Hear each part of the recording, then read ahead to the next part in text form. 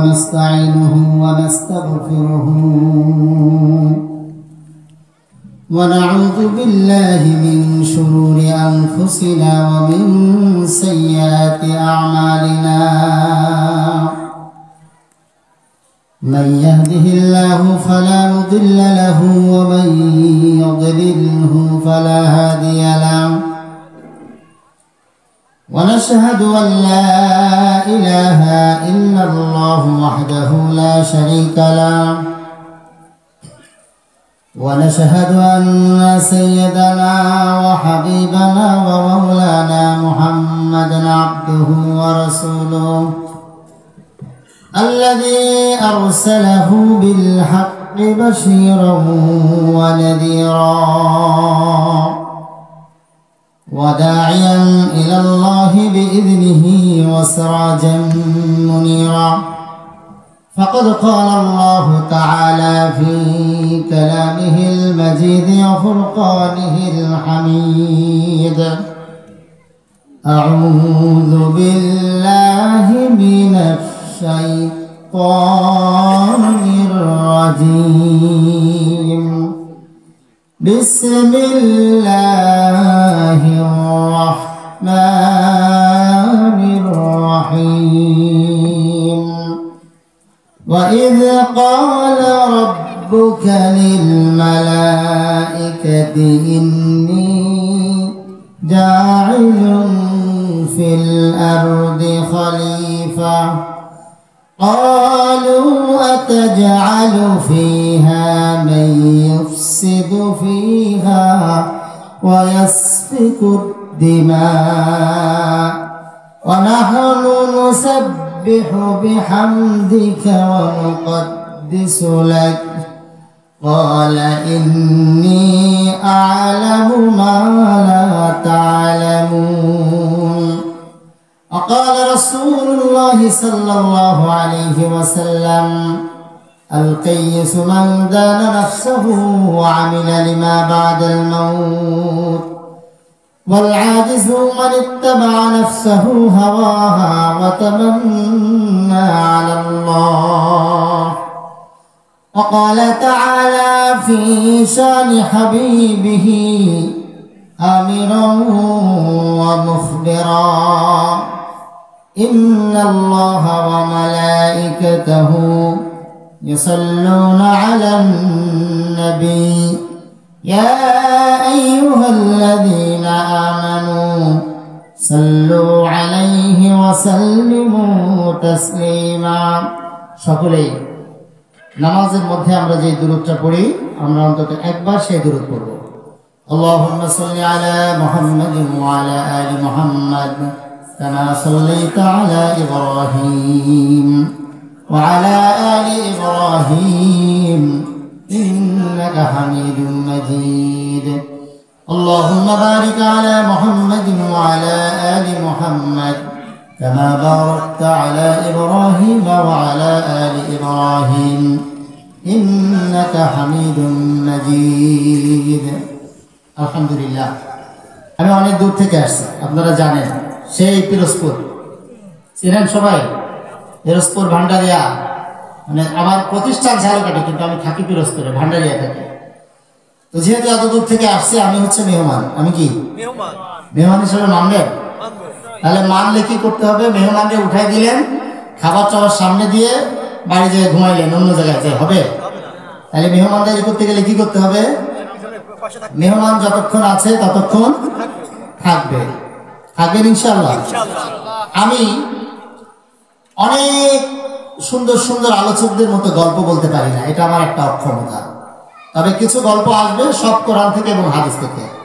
যাতে করে সেই গল্পের মধ্যে কোনো ভুল কিছু না থাকে আসুন আমি সূরা আল বাকারার 30 নম্বর আয়াত পড়েছি আপনাদের সামনে ধারাবাহিকভাবে এখান থেকে আলোচনা করতে চাচ্ছি আল্লাহ পাকের কাছে তৌফিক চেয়ে নিচ্ছি রব্বে কারীম যেন এখান থেকে এমন কিছু কথা আমাকে দিয়ে বলান এবং আপনাদেরকে শোনান যা দিয়ে দুনিয়া এবং আখিরাতে আমাদের কাজে লাগে বলেন আল্লাহুম্মা আমিন তাহলে আমি আর বেশি ভূমিকা লম্বা করব না আমরা আয়াতে চলে যাই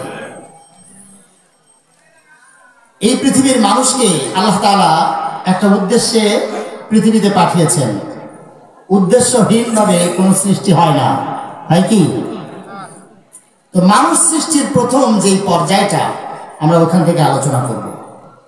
এখান থেকে বেশ কিছু শিক্ষা আছে, প্রত্যেকটা শিক্ষা আমি ধরাই দেবো, আপনাদেরকে ধরতে হবে। রাজি আছেন? আর একটা কথা বলবো, সেটা হচ্ছে কোরআন থেকে যেই শিক্ষা আসবে প্রত্যেকটা কথা মাথা পেতে মেনে নিতে হবে, কোনো প্রশ্ন নাই, প্রশ্নাতীতভাবে মেনে নিতে হবে। রাজি আছে ইনশাল্লাহ? তাহলে আসুন, আল্লাহ তাআলা কি বলেছেন দেখেন। মানুষ সৃষ্টির শুরু থেকে, মানুষ সৃষ্টি হয় নাই, আল্লাহ তাআলা ফেরেশতাদেরকে ডাক দিলেন। কাদেরকে? ফেরেশতাদেরকে ডাক দিলেন। কিন্তু আল্লাহ তাআলা এই আয়াতে জাইলুন ব্যবহার করেছেন, যে আমি সৃষ্টিকারী। তার মানে তিনি ডিসিশন নিয়ে নিয়েছেন পৃথিবীতে মানুষ সৃষ্টি করবেন। তারপর ফেরেশতাদেরকে নিয়ে একটা মতামত ব্যক্ত করেছেন। কি বলেছেন আসুন দেখুন। আল্লাহ রাব্বুল আলামিন বলছেন, وَإِذْ قَالَ رَبُّكَ لِلْمَلَائِكَةِ إِنِّي جَاعِلٌ فِي الْأَرْضِ خَلِيفَةً বলেন সুবহানাল্লাহ। আল্লাহ রাব্বুল আলামিন বলছেন, ফেরেশতাদেরকে ডাক দিয়ে লক্ষ্য করে বলছেন, ফেরেশতারা শোনো, ইন্নী জাইলুন ফিল আরদি খলিফা, আমি রব্বুল আলামিন পৃথিবীতে আমার প্রতিনিধি সৃষ্টি করতে চাই। ডিসিশন নিয়ে নিয়েছেন। এই জন্য এখানে ফাইলের সিগা ব্যবহার করেছেন। যারা ওস্তাদ আছেন, যারা আলিম ওলামা আছেন বুঝবেন। আরবি গ্রামারে ফাইল হচ্ছে কর্তা, ইংরেজিতে যেটাকে সাবজেক্ট বলা হয়। তার মানে উনি ডিসিশন নিয়ে নিয়েছেন পৃথিবীতে মানুষ সৃষ্টি করবেন। খলিফা কি পাঠাবেন? খলিফা। খলিফা কাকে বলে? তার মানে আপনি কোথাও কারোর খলিফা হয়ে গেলে তার যে কাজটা, সেই কাজটাই আপনি করবেন। আল্লাহ তাআলা ডিসিশন নিয়ে নেন পৃথিবীতে তার খলিফা পাঠাবেন। এই জন্য ফেরেশতাদের সামনে বলেছেন, ইন্নী জাইলুন ফিল আরদি খলিফা, আমি পৃথিবীতে আমার প্রতিনিধি সৃষ্টি করতে চাই। এর উত্তরে ফেরেশতারা যা বলেছিল আল্লাহ রাব্বুল আলামিন কোরআনুল কারীমের মধ্যে নোট করে দিলেন। টোটাল কথোপকথনটা, মুকালামাটা, হেওয়াটা এখানে বলে দিলেন রব্বুল আলামিন। ফেরেশতারা জবাবে বলল, ক্বালু আতাজআলু ফিহা মান ইউফসিদু ফিহা ওয়া ইয়াসফিকুদ দিমা। তারা বলল, রব্বুল আলামিন আতাজআলু, আপনি সেখানে ওই পৃথিবীতে এমন একটি জাতি সৃষ্টি করতে চান যারা পৃথিবীর বুকে ফাসাদ সৃষ্টি করবে, দাঙ্গা হাঙ্গামা করবে আর রক্তপাত করবে। তাহলে এখানে ফেরেশতাদের একটা অভিযোগ আছে, তাই না? কেন ফেরেশতারা কি ভবিষ্যৎ জানে যে মানুষ পৃথিবীতে ফাসাদ সৃষ্টি করবে, রক্তপাত করবে, দাঙ্গা হাঙ্গামা করবে? এই কথা কিন্তু ভবিষ্যৎ ফেরেশতারা জানে না। জানে? কিন্তু আমরা ইংরেজি গ্রামারে লজিক্যাল কনক্লুশন বলতে একটা টপিক পড়েছিলাম হায়ার ইংলিশে, ইলেকটিভ ইংলিশে। এই লজিক্যাল কনক্লুশন হচ্ছে এরকম যে আপনি যখন রাতের বেলা ঘুমাবেন, ঘুম থেকে উঠে রাস্তাঘাট সব কিছু একেবারে পানি দিয়ে ভিজা দেখবেন, বিভিন্ন জায়গায় পানি বেঁধে আছে, আপনি কি ভাববেন? রাতে কি হয়েছে? বৃষ্টি হয়েছে। তার মানে আপনার লজিকের উপর বেস করে একটা কনক্লুশন টানতে হবে, উপসংহার টানতে হবে। ফেরেশতারা এটা এই জন্য বলেছিল, কারণ পৃথিবীতে যখন মানুষের পূর্বে জিন জাতি সৃষ্টি হয়েছিল, জিন জাতি সৃষ্টি হওয়ার পর দেখা গেছে জিন জাতির মধ্যে ফাসাদ সৃষ্টি হয়েছে, রক্তপাত হয়েছে, দাঙ্গা হাঙ্গামা হয়েছে। এই জন্য বলেছিল, আতাজআলু, রব্বুল আলামিন আপনি কি সেই পৃথিবীতে এমন একটি জাতি সৃষ্টি করতে চান মান ইউফসিদু ফিহা ওয়া ইয়াসফিকুদ দিমা, যে পৃথিবীতে মানুষ ফাসাদ সৃষ্টি করবে, গন্ডগোল সন্ত্রাসবাদ করবে, রক্তপাত করবে, খুন গুম ইত্যাদি করবে? বলেছিল কারা বলছিল? ফেরেশতারা। কারা বলছিল? ফেরেশতারা বলেছিল। আল্লাহ রাব্বুল আলামিন জবাবে কি বলেন দেখেন। রব্বুল আলামিন বলছেন, ক্বালা ইন্নী আ'লামু মা লা তা'লামুন। বলেন সুবহানাল্লাহ। আল্লাহ রাব্বুল আলামিন বলছেন ইন্নী, নিশ্চয় আমি, আ'লামু, অধিক জানি, আমার চেয়ে বেশি কেউ জানে না। ইন্নী আ'লামু মা লা তা'লামুন। ও দুনিয়ার ফেরেশতারা, ও আসমানের ফেরেশতারা, শোনো, আমি রব্বুল আলামিন যা জানি তোমরা তা জানো না। কার কথা এটা? কে বলেছেন? আপনাকে যদি একটু মন অন্যদিকে চলে যায় আলোচনা বুঝবেন না। আমি কোরআন থেকে বলবো, হাদিস থেকে বলবো। আল্লাহ রাব্বুল আলামিন বলছেন ইন্নী আ'লামু মা লা তা'লামুন। কারণ রাব্বুল আলামিনের কাছে তিনটা কাল, একটা কাল আপনার কাছে আমার কাছে অতীত একটা হয়ে গিয়েছে। যেটা ঘটে গিয়েছে সেটা আমাদের কাছে অতীত, যেটা চলমান সেটা বর্তমান, আর ভবিষ্যতে যেটা হবে সেটা আমাদের কাছে ফিউচার বা ভবিষ্যৎ হিসেবে জানে আমরা, ঠিক না? কিন্তু রব্বুল আলামিন এমন রব, আল্লাহ পাক এমন স্রষ্টা, যার কাছে তিনটা কাল, একটা অতীতে যা হয়েছেন রব্বুল আলামিন দেখছেন, বর্তমানে যা হচ্ছেন তা তো তিনি চাক্ষুষ দেখতেছেনই, ভবিষ্যতে যা হবে, যা ঘটবে, আল্লাহ রব্বুল আলামিনের কাছে সবকিছু পরিষ্কার, ঠিক না? এই জন্য আল্লাহ পাক বললেন ইন্নী আ'লামু মা লা তা'লামুন। ও আমার ফেরেশতারা, জেনে রাখো আমি রব্বুল আলামিন যা জানি তোমরা তা জানো না। কারণ সব মানুষ তো রক্তপাত করবে না, করবে? হত্যা করবে, জেনা ব্যভিচার করবে, খুন গুম করবে, সুদ ঘুষ খাবে? সবাই খাবে না। যদি সবাই খাইতো আজকে আর যাই হোক, এই যে মাহফিলের মধ্যে এসে বাসায় টেলিভিশন দেখতে পারতেন, পারতেন কি পারতেন না? বাসায় টেলিভিশন দেখতে পারতেন, ওই চার দোকানে আজে বাজে আড্ডা সমালোচনার মধ্যে থাকতে পারতেন। কিন্তু এই জায়গায় আসছেন যে এই কথাটা, এই পিকচারটা আল্লাহ সুবহানাহু ওয়া তাআলা ফেরেশতাদেরকে দেখান। কি করেন? আপনি যখন ভালো কাজ করেন তখন রব্বুল আলামিন ফেরেশতাদেরকে ডাক দিয়ে বলেন, ও আমার ফেরেশতারা, দেখো তোমরাই না বলেছিলে আমার বান্দাগুলি রক্তপাত করবে, খুন গুম করবে, কিন্তু তাকিয়ে দেখো, তাকিয়ে দেখো রায়গ্রামের মুসলমান, আমার মুসলমান বান্দারা এখনো কোরআনের কথা শুনছে, কোরআন মেনে নেওয়ার মানুষ। বলেন ঠিক না বেঠিক? একজন বান্দা, আপনি আর আমি যখন নামাজের মধ্যে দাঁড়িয়ে যাই, আমরা নামাজ পড়ি না সবাই?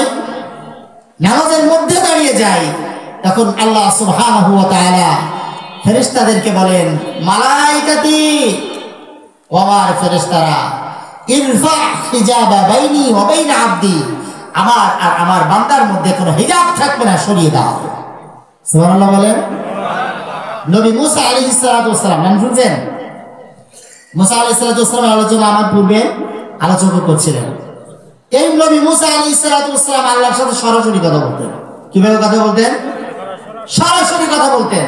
কিন্তু সরাসরি কথা বলার জন্য তিনটা কাজ তার সাথে হতো, দুইটা শর্ত ছিল। তাই সে যে কোনো জায়গায় দাঁড়িয়ে আল্লাহর সাথে কথা বলতে পারতেন না। কথা বলতে গেলে তাকে তুর পাহাড়ে যেতে হতো। কোথায়? তুর পাহাড়ে যেতে হতো। নির্দিষ্ট সময় পর লাইন কেটে যেত। আর তুর পাহাড়ে উঠতে গেলে তাকে অবশ্যই তার পায়ের জুতা খুলে উঠতে হতো। কি খুলে উঠতে হতো? এই তিনটা শর্ত। এখন ওই সময় তো ভাই মোবাইলে কথা বলে যেত না, মোবাইল ছিল। আল্লাহর নবী মুসা আলাইহিস সালাতু ওয়াস সালাম রব্বুল আলামিনকে বললেন, রব্বুল আলামিন, তুকাল্লিম মাই হাল তুকাল্লিম আহাদান গায়রি। ও আল্লাহ, আমি তো তোমার সাথে সরাসরি কথা বলি, তুমিও আমার সাথে কথা বলো। আমার পরে এমন কোন মানুষ কি পৃথিবীতে তুমি তৈরি করবা যে নাকি তোমার সাথে আমার মতো সরাসরি কথা বলবে? আল্লাহ রাব্বুল আলামিন জিজ্ঞেস করলেন, মুসা, তোমার সাথে আমি কথা বলি, এটা ঠিক আছে, তোমার কি কোনো অ্যাজাম্পশন আছে? তোমার কি কোনো হিসাব আছে? তুমি কি ক্যালকুলেট করে বলতে পারো আমি রব্বুল আলামিন কোত্থেকে তোমার সাথে কথা বলি? আল্লাহর নবী মুসা আলাইহিস সালাতু ওয়াস সালাম বললেন, রব্বুল আলামিন, কোত্থেকে আর কত দূর থেকেই হবে, এত সরাসরি কথা বলি, কোনো নেটওয়ার্কের সমস্যা নাই। আল্লাহর সাথে কথা বলতেছে, নেটওয়ার্কের সমস্যা আছে? কোনো নেটওয়ার্কিং সমস্যা নাই। আল্লাহর নবী মুসা আলাইহিস সালাতু ওয়াস সালাম বললেন, রব্বুল আলামিন, হয়তো তুমি তুর পাহাড়ের চূড়ায় আর আমি পাদদেশে, তার মানে তুর পাহাড়ের উপরে তুমি আর আমি মুসা নিচে থেকে তোমার সাথে কথা বলি। আল্লাহ রাব্বুল আলামিন বললেন, মুসা শুনে রাখো, তোমার আর আমার মধ্যে 70,000 হিজাব বিদ্যমান রয়েছে। কত হাজার? কত হাজার? কার কার মধ্যে? মুসা এবং আল্লাহ পাকের মধ্যে 70,000 হিজাব, 70,000 পর্দা। আল্লাহ রাব্বুল আলামিন বলছেন, কুল্লা হিজাবিন আলফা সানা, প্রত্যেকটা পর্দা একটা থেকে আরেকটার দূরত্ব হচ্ছে 1000 বছরের রাস্তা। সুবহানাল্লাহ বলেন। আল্লাহ রাব্বুল আলামিন বলছেন, আনা ওয়ারাল হিজাব, মুসা আমি ওই হিজাবের অপর প্রান্ত থেকে তোমার সাথে কথা বলি। আল্লাহ রাব্বুল আলামিন বললেন, মুসা সাতাতি উম্মাতুন, অচিরেই পৃথিবীতে আমি একটি জাতি আনবো, এই জুদাবাইনাহুম, যাদেরকে আমি বেছে বেছে রেখে দিয়েছি। কিভাবে? আল্লাহ তাআলা বললেন মুসা নবীকে, অচিরে একটি জাতি আনবো, একটি উম্মত আনবো, এই জুদাবাইনাহুম, আমি তাদেরকে বেছে রেখে দিয়েছি। আপনাকে যদি প্রশ্ন করি, ভাই বেছে বেছে আপনি যখন বাজারে যান, পচা আলু, পচা কুমড়া এগুলো কেনেন, বেছে বেছে কি কেনেন? ভালোটা কেনেন। আল্লাহ তাআলা নবী মুসাকে বললেন, মুসা আমি একটি জাতি আনবো, অচিরে একটি জাতি পৃথিবীতে আনবো, যাদেরকে আমি বেছে রেখে দিয়েছি আমার নবী মুহাম্মদ রাসূলুল্লাহ সাল্লাল্লাহু আলাইহি ওয়াসাল্লামের উম্মত হিসেবে পৃথিবীতে আনবো। সেই উম্মত কারা? এটা কেন বললো?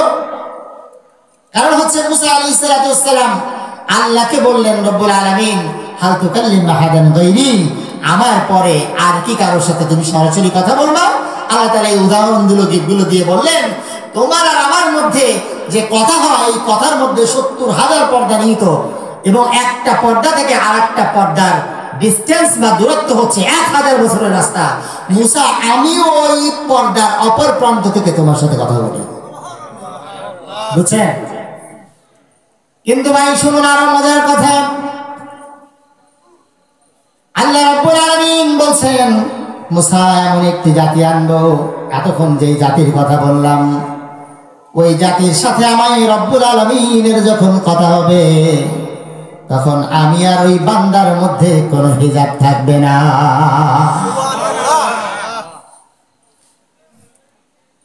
কখন সেটা? নামাজের মধ্যে সুন্দর জবাব দিয়েছেন।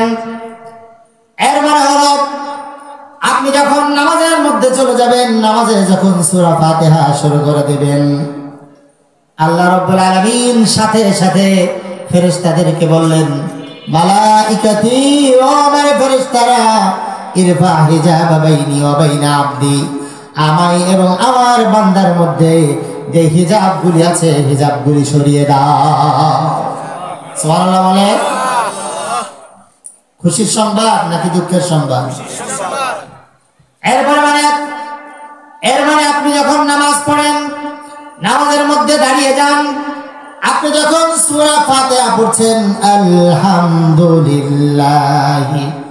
রাব্বিল আলামিন, আপনি যখন বলছেন সমস্ত প্রশংসা ওই আল্লাহর জন্য, যিনি বহুমাত্রিক জগতের রব, আল্লাহ রাব্বুল আলামিন বসে নাই, শুধু সাথে সাথে জবাব দিচ্ছেন, হামিদানি আবদি। সুবহানাল্লাহ বলে। আপনি কথা বলছেন আল্লাহর সাথে। আরে ভাই, আপনি চিন্তা করতে পারেন, আপনার এমপি সাহেব, মন্ত্রী সাহেব, ওনার সাথে অথবা এলাকার চেয়ারম্যানের সাথে যদি 2-4টা পিকচার নিতে পারে, হ্যাঁ, সেলফি তুলতে পারে, এবার ওই সেলফি তোলার ছবিগুলো বিভিন্ন পোস্টারিং করে, এই করে তাই করে, করার পরে তার পরিচয় ভিন্ন হয়ে যায়, সে নেতা হয়ে যায়। কথা বলেন ঠিক না বেঠিক? কিন্তু আপনি বলছেন আপনি যদি রব্বে কারীমকে সিজদায় লুটিয়ে যান আল্লাহর কাছে, আপনি যদি আল্লাহু আকবার বলে নামাজের মধ্যে ঢুকে যান, আল্লাহ রাব্বুল আলামিনের সাথে আপনার কানেকশন তৈরি হয়ে যায়। আল্লাহর সাথে কানেকশন তৈরি হয়ে যায়। আপনি বলছেন আলহামদুলিল্লাহি রাব্বিল আলামিন, আল্লাহ পাক বলছেন হামিদানি আব্দি, আমার বান্দা আমার প্রশংসা করছে। ওই ফেরেশতারা তোরা না বলেছিলি আতাজালু ফিহা মান ইফসিদু ফিহা ওয়া ইয়াসফিকুদ দিমা, আল্লাহ তুমি এমন জাতি সৃষ্টি করবা যেই জাতি শুধু রক্তপাত করবে, তারপরে হত্যা খুন গুম এগুলি করবে। এই দেখ ফেরেশতাদেরকে ডাকে আর বলে দেখো আমার বান্দা আমার প্রশংসা করছে। সুবহানাল্লাহ বলে। এমন করে যখন সূরা ফাতিহার পরবর্তী আয়াত পড়েছেন আর রহমানির রহিম, আল্লাহ রাব্বুল আলামিন বললেন আসনা আলাইয়া আবদি, আমার বান্দা আমার গুণকীর্তন করলো। সুবহানাল্লাহ বলেন।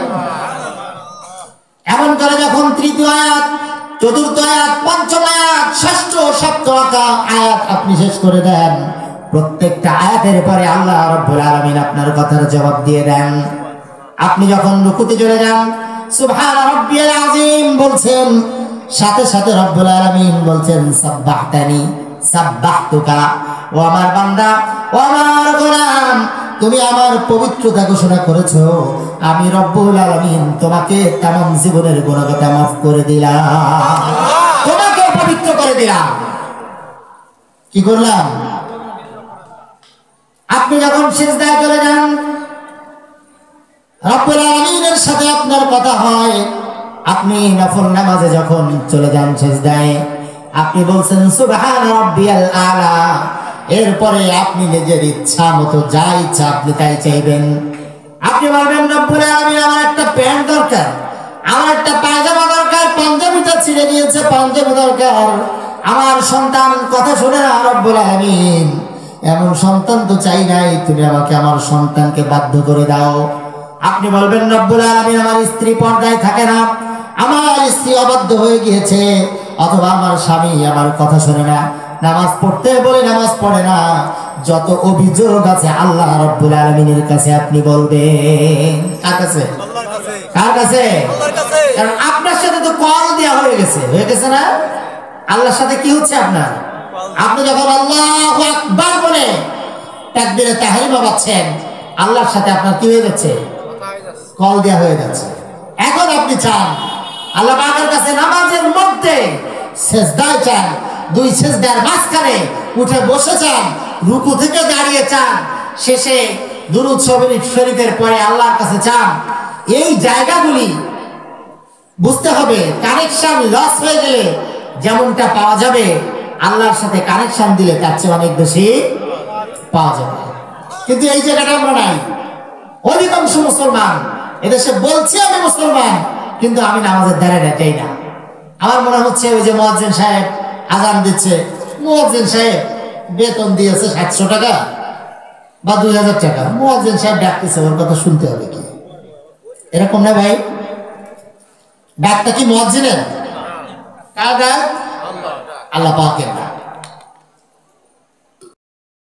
নতুন যে উপদেষ্টারা আসছে, প্রধান উপদেষ্টা আপনাকে কাউকে দিয়ে নিউজ দিল অথবা আপনাকে ফোন দিল, দিয়ে বললো আগামীকাল 6টার সময় আমি নড়াইলে থাকবো, তুমি সকাল 6টায় আমার সাথে দেখা করবা। আপনি কি সারা রাত ঘুমাতে পারবেন? কথা বল, পারবেন? পারবেন না। রাতের বেলা মোবাইল মানে আপনার গাড়ি না থাকলেও গাড়ি ভাড়া করে রাখবেন, বলবেন তুই 4টার সময় আসবি, প্রধান উপদেষ্টার সাথে দেখা করতে হবে, সেলফি তুলতে ব্যাপার আছে না? বলবে না? আমার ভাইরা, আমি যদি প্রশ্ন করি আপনারা যে প্রধান উপদেষ্টা, এমপি, মন্ত্রী, প্রধানমন্ত্রী, রাষ্ট্রপতির জন্য আপনি তাদের হুকুম মানার জন্য উদ্গ্রীব হয়ে থাকেন, যে রব্বুল আলামিন আপনাকে খাওয়ান, আপনাকে পড়ান, আপনাকে সুস্থ রাখেন, যে আল্লাহ পাকের রুবুবিয়তের বাইরে 1 সেকেন্ড পৃথিবীতে আপনি বাঁচতে পারেন না, আপনি খাইতে পারেন না, আপনার ডাইজেশন ক্ষমতা আল্লাহ রব্বুল আলামিন যদি নষ্ট করে দেয়, আপনি কে হজম করতে পারবেন না, 1 পা দূরে যাওয়ার ক্ষমতা আপনার নাই, আছে? সেই রব্বুল আলামিন দৈনিক 5 বার, কয়বার? 5 বার মুয়াজ্জিনের মাধ্যমে আপনাকে ডাক দিচ্ছে, বান্দা ও আমার গোলাম, আমি তোমার সাথে দেখা করব, তোমার সাথে আমার অনেক কথা আছে, তোমার যত অভিযোগ আছে, তোমার যা কিছু চাওয়ার আছে, তুমি তো বলছো ইয়্যাকা না'বুদু ওয়া ইয়্যাকা নাস্তাইন, রব্বুল আলামিন আমি তোমার গোলামি করি আর তোমার কাছে চাই, তাহলে আমার কাছে চাও, আমি রব্বুল আলামিন তোমাকে দিয়ে দেব। আল্লাহ বলছেন 5 বার আপনার সাথে সময় দিচ্ছেন, বান্দা তুমি আসো, তোমার সাথে কথা বলবো। আপনি আপনার মন্ত্রীকে যত গুরুত্ব দিলেন, আপনার মেম্বার চেয়ারম্যানকে যত গুরুত্ব দিলেন, আল্লাহ পাকের ডাককে আপনি এতটা গুরুত্ব দেন নাই। আজকে ভান্ডারিয়া থেকে আসার সময় 2টার সময় একটা জানাজা পড়লাম। লোকটা প্রভাবশালী ছিল, কিন্তু আমার মাঝখানে বারবার আসতেছে, কি প্রভাব, কি প্রতিপত্তি। আজকে সামনে এমন অবস্থা, হাতটা উঁচু করার ক্ষমতা তার নাই। ফাইদা তাযহাবুন, কোথায় যাচ্ছে? এই জন্য ভাই উদাত্ত আহ্বান জানাই, যতদিন পৃথিবীতে আপনি বেঁচে আছেন, আজকে যদি মাহফিল থেকে ডিসিশন নিতে পারেন যে রব্বুল আলামিনের রুবুবিয়তের বাইরে, পরিচর্যার বাইরে, পালন করার বাইরে আমার যাওয়ার ক্ষমতা নাই, সেই রব্বুল আলামিনের জন্য জীবনটা দিয়ে দেব, জীবন শেষ হওয়ার আগ পর্যন্ত আল্লাহর হুকুমের বাইরে কোনো কাজ করব না, বলতে পারবো কিনা? নামাজ ছেড়ে দিতে দেওয়া যাবে? আজ থেকে আর কোনোদিন নামাজ ছেড়ে দেব না। আসুন মূল আলোচনায় চলে যাচ্ছে। তাহলে আল্লাহ রাব্বুল আলামিন বললেন, ইন্নী আ'লামু মা লা তা'লামুন, ও আমার ফেরেশতারা, আমি যা জানি তা তোমরা জানো না। কি জানেন? দেখেন, মানুষকে সৃষ্টি করেছেন আল্লাহ রাব্বুল আলামিন। এই ফেরেশতাদের সামনে আল্লাহ পাক বললেন, আমি মানুষ সৃষ্টি করব, আর সৃষ্টি করার পরে তার মধ্যে আমি যখন রূহ ফুৎকার করে দেব, তখন তোমাদের দায়িত্ব হলো তোমরা তাদেরকে সিজদা করবে। কি করবে? সিজদা করা আমাদের পূর্ববর্তী সব নবীর সময় সম্মানের সিজদা, তাজিমের সিজদা জায়েজ ছিল, কিন্তু আমাদের নবীর সময় মানুষকে সিজদা করা জায়েজ? জায়েজ? আল্লাহর নবীর একজন সাহাবী বিশ্বনবী সাল্লাল্লাহু আলাইহি ওয়াসাল্লামকে বললেন, ইয়া রাসূলুল্লাহ, আমি দেখেছি ইহুদীদেরকে তার নেতাদের সামনে সিজদা করতে, ওগো নবীজি, আপনি যদি আমাদেরকে অনুমতি দেন, আমরাও আপনাকে সিজদা করতে চাই। আল্লাহর নবী বললেন, আমার সাহাবী শুনে রাখো, আল্লাহ রাব্বুল আলামিনের হুকুম হলো আল্লাহ ছাড়া পৃথিবীর কাউকে সিজদা করা যাবে না। কাউকে সিজদা করা, যদি কাউকে মানুষ যুগে যদি সিজদা করা যেত, তাহলে আমি বিশ্ব নবী প্রত্যেক স্ত্রীকে বলতাম সে যেন তার স্বামীকে সিজদা করে। সুবহানাল্লাহ বলেন। তাহলে আমাদের এই নবীর উম্মত, বিশ্ব নবী সাল্লাল্লাহু আলাইহি ওয়াসাল্লামের উম্মত যারা, তারা মানুষকে সিজদা করতে পারবে? কোনোভাবেই পারবে না। পারবে?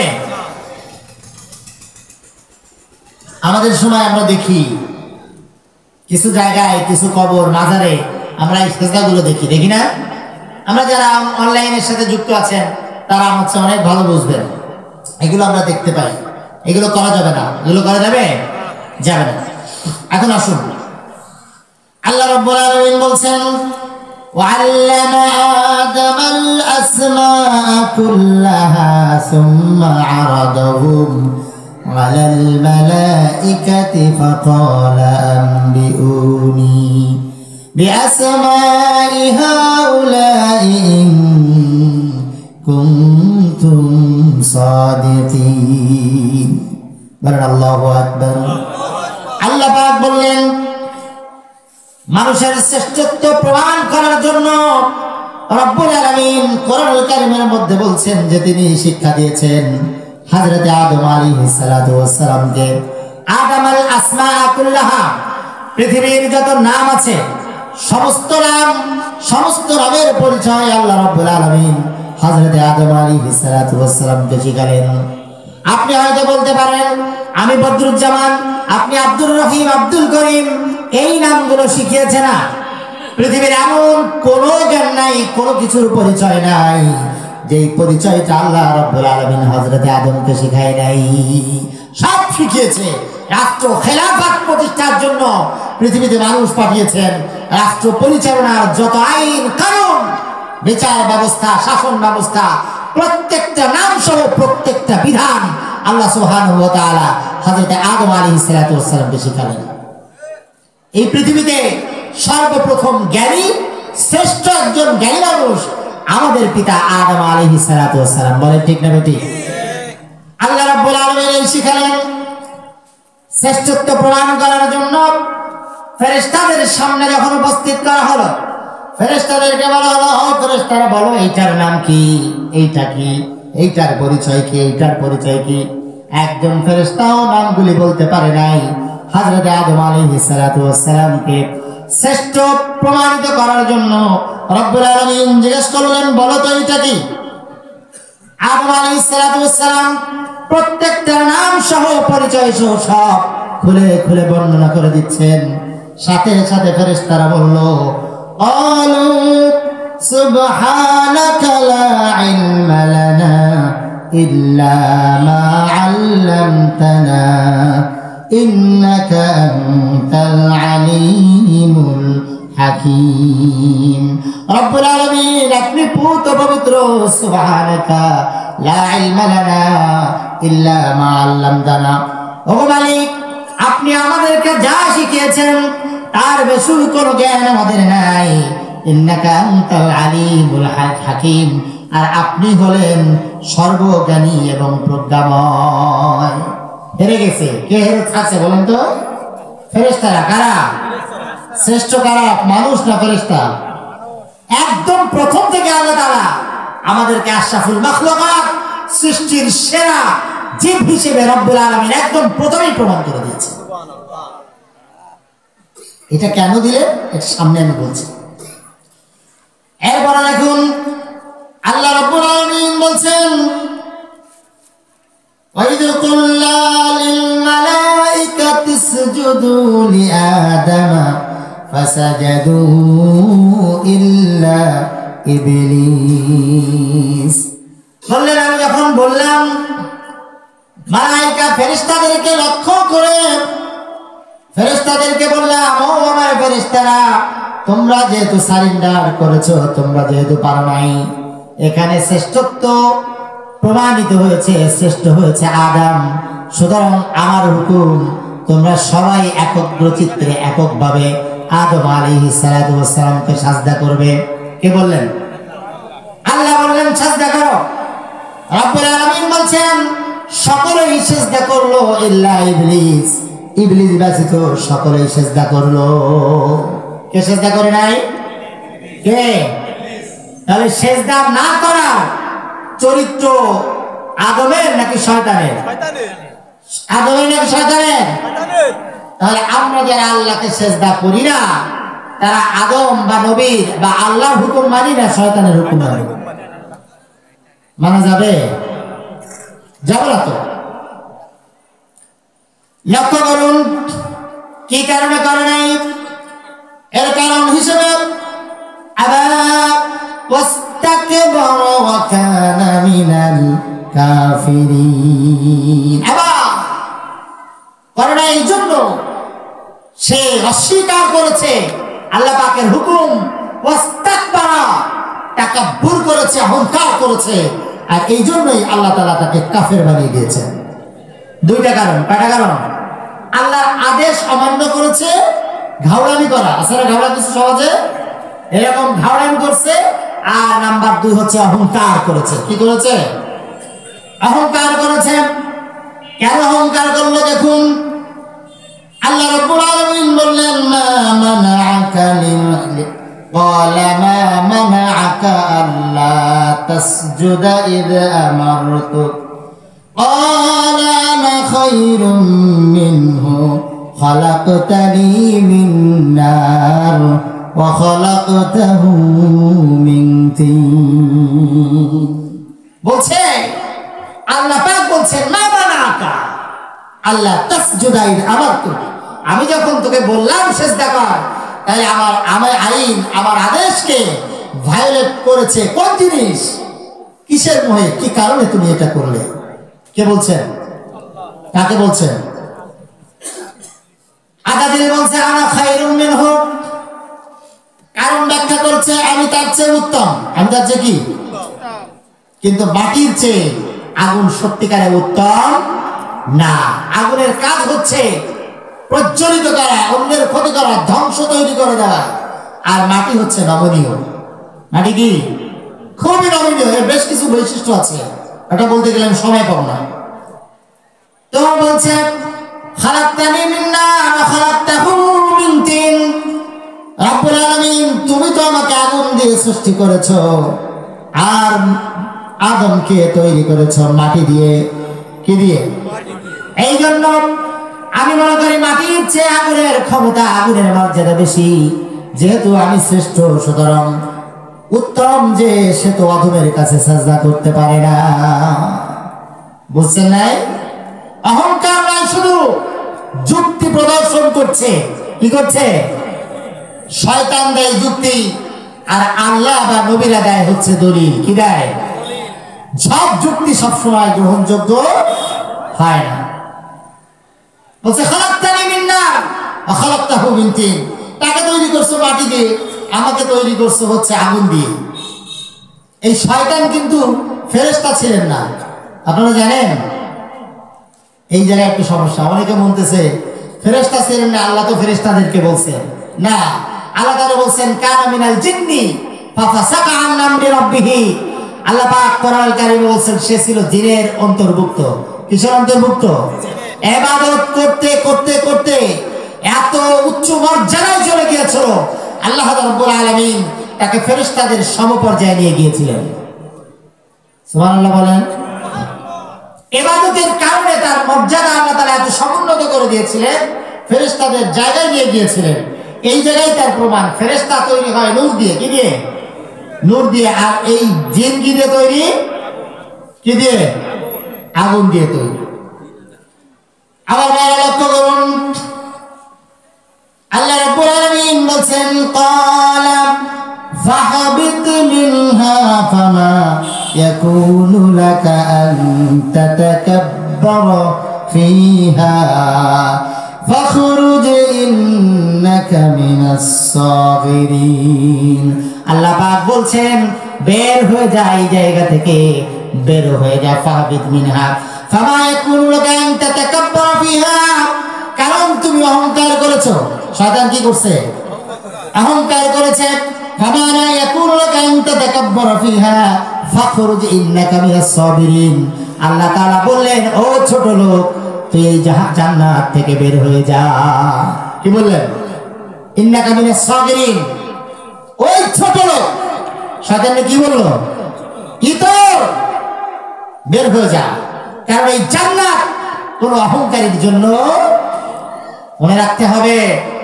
আপনার মধ্যে আপনি অনেক বড় আলেম হয়েছেন অনেক বড় শিক্ষক হয়েছেন অনেক সম্পদ আপনার হয়েছে ক্ষমতা হয়েছে সুন্দর চেহারা এই কারণে আপনি বড়াই করছেন কিন্তু আপনি যদি চিন্তা করেন আপনার এই সুন্দর চেহারা সম্পদ সবকিছু আল্লাহ রাব্বুল আলামিন আপনাকে ভিক্ষা দিয়েছে কি দিয়েছেন ভিক্ষা দিয়েছেন না ভাই তাহলে আপনি ভিক্ষার জিনিস পেয়ে অহংকার করছেন এই অহংকার করা যাবে যাবে না আল্লাহ তাআলা বলেন এই জান্নাত অহংকারের জায়গা নয় বের হয়ে যা জান্নাত কিসের জায়গা না অহংকারের জায়গা না তাহলে বুঝতে হবে আমরা এখনো অনেক নামাজি আছি ভালো মানুষ কিন্তু আমাদের মধ্যে অহংকার কাজ করছে আছে না নাই আছে দেখেন আমি একটা ছোট্ট এক্সাম্পল দিই গতকাল আমাদের ইমাম পরিষদের একটা কমিটি গঠন হলো ভান্ডারিয়াতে তো আমি নিজেই একজন ইমামকে যে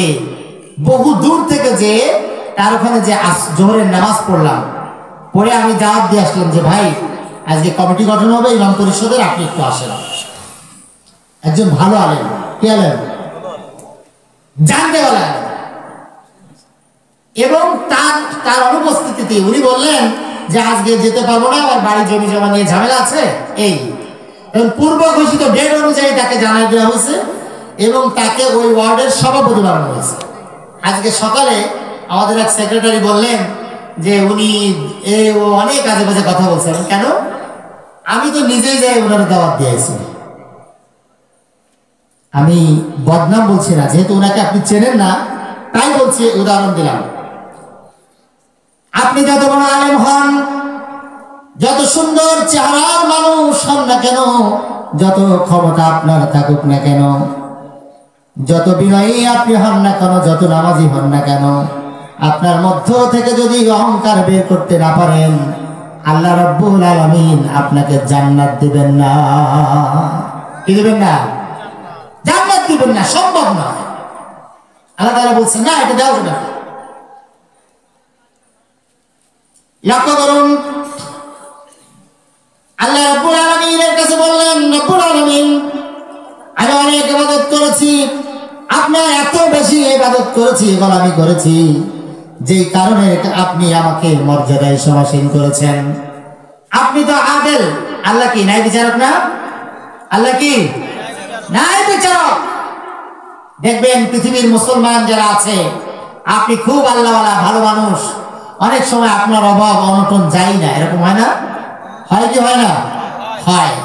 কারণ মুসলমান, আপনি ঈমান এনেছেন, আপনাকে আল্লাহ তাআলা দুইটা জায়গায় দেবেন আপনার ভালো কাজের ফিডব্যাক। কয়টা জায়গায়? দুইটা জায়গায়। আপনি ভালো কাজ করলে ভালো কাজের উপঢৌকন বা ভালো কাজের পুরস্কার আপনি পাবেনই, কিন্তু সেটা দুই জায়গায় বন্টন হবে। কয় জায়গায়? দুনিয়া এবং আখিরাতে। আমরা সূরা ফাতিহার মধ্যে পড়ি না, আর রহমান যুর রাহমাতিশ শামিলা লিজামিইল খালাইক ফিদ দুনিয়া। আল্লামা নাসিরউদ্দিন কাজী আল বাইজাবি বলেছেন, রহমান হলো সেই দয়ালু যিনি দুনিয়ার সমগ্র সৃষ্টির প্রতি সমানভাবে দয়া করেন। সুবহানাল্লাহ বলেন। আমি যদি প্রশ্ন করি, আপনার অঞ্চলে যে লোকটা নামাজ পড়ে না, আল্লাহর নাফরমানি করে, ওই লোকটার ঘরের মধ্যে চাউল যা আছে সেগুলো ছাই হয়ে যায় নাকি? যায়। ওই লোকটার অক্সিজেন বন্ধ হয়ে যায় নাকি? ওই লোকটার কাছে ডাব যেটা আছে, ডাবের পানি কি তিতো হয়? হয় নাকি? হয় না তো। এই জন্য আল্লাহ তাআলা বলছেন, আর রহমান যুর রাহমাতিশ শামিলা লিজামিইল খালাইক ফিদ দুনিয়া। রহমান এমন দয়ালু, তেনাকে যিনি ডাকেন আর যিনি ডাকেন না, উভয়কে আল্লাহ তাআলা সমানভাবে দান করেন পৃথিবীতে। কোথায়? পৃথিবীতে। আর রহিমটা ভিন্ন। আর রহিম যুর রাহমাতিশ শামিলা লিজামিইল মুমিনিনা ইলা ইয়াউমিল কিয়ামা। রহিমটা হচ্ছে এমন অনুগ্রহওয়ালা, এমন দয়ালু, যিনি কিয়ামতে শুধুমাত্র মুমিনের উপর অনুগ্রহ করবেন। তারপরে কথা বলেন, কথা বুঝছেন? আর রহমান হচ্ছে পৃথিবীতে সমানভাবে সবার উপর সমানভাবে অনুগ্রহ বা দয়া বন্টনকারী। কিন্তু আখিরাতে আল্লাহ তাআলা রহিম হবেন, তখন আর রহমান নয়। কারণ রহিম মানে হচ্ছে শুধুমাত্র মুমিনের উপর দয়া করবেন। তারপরে আখিরাতটা সাম্প্রদায়িক জায়গা। কি জায়গা? জান্নাতে অসাম্প্রদায়িক ভাবে সবাই যাবে? যেতে পারবে? কথা হয় না? যাবে? যাবে। যাবে না? যাবে কারা? ইমানদারেরা। কারা? ইমানদারেরা যাবে। এই জন্য শয়তান বলছে, রব্বুল আলামিন এত ইবাদত আমি তোমার করেছি, এত গোলামি করেছি, এত সাজদা করেছি, তাহলে আমাকে যে তুমি শয়তান বানাইয়া দিলা, আমাকে অভিশপ্ত বানাই দিলা, তাহলে আমাকে তুমি যেহেতু আদেল ন্যায় বিচারক, আমার কিছু চাওয়া আছে, সেই চাওয়াগুলো আমাকে দিয়ে দাও। আখিরাতে তো তুমি আমরা দিবা না, তাহলে দুনিয়ায় দাও। আল্লাহ রাব্বুল আলামিন বললেন, কি চাও? শয়তান বলছে, قال أنظرني إلى يوم يبعثون। আল্লাহ, কিয়ামত পর্যন্ত আমি হায়াত চাই, আমারে বাঁচাই দাও। কি চাই? কিয়ামত পর্যন্ত আমাকে মারা যাবে না। আল্লাহ তাআলা বললেন কি, ইন্নাকা মিনাল মুনজারিন, যা করে দিয়ে দিলাম। কারণ ওর জন্য তো আখিরাত নাই, আছে? ও যে ভালো কাজ করছে তার ভালো কাজের ফল দিতে হবে না? বলছে আচ্ছা ঠিক আছে, আনজুরনি ইলা ইয়াউমিল বাস। বলছে রব্বুল আলামিন এইবার খেলা দেখাবো। কে বলছে? মানে আল্লাহ যেহেতু বাঁচায় দিছে, এরপরে কি বলছেন? বালা শয়তান বলছে ফাবিমা আগওয়াইতানি, যেহেতু তুমি আমাকে পথভ্রষ্ট করেছো।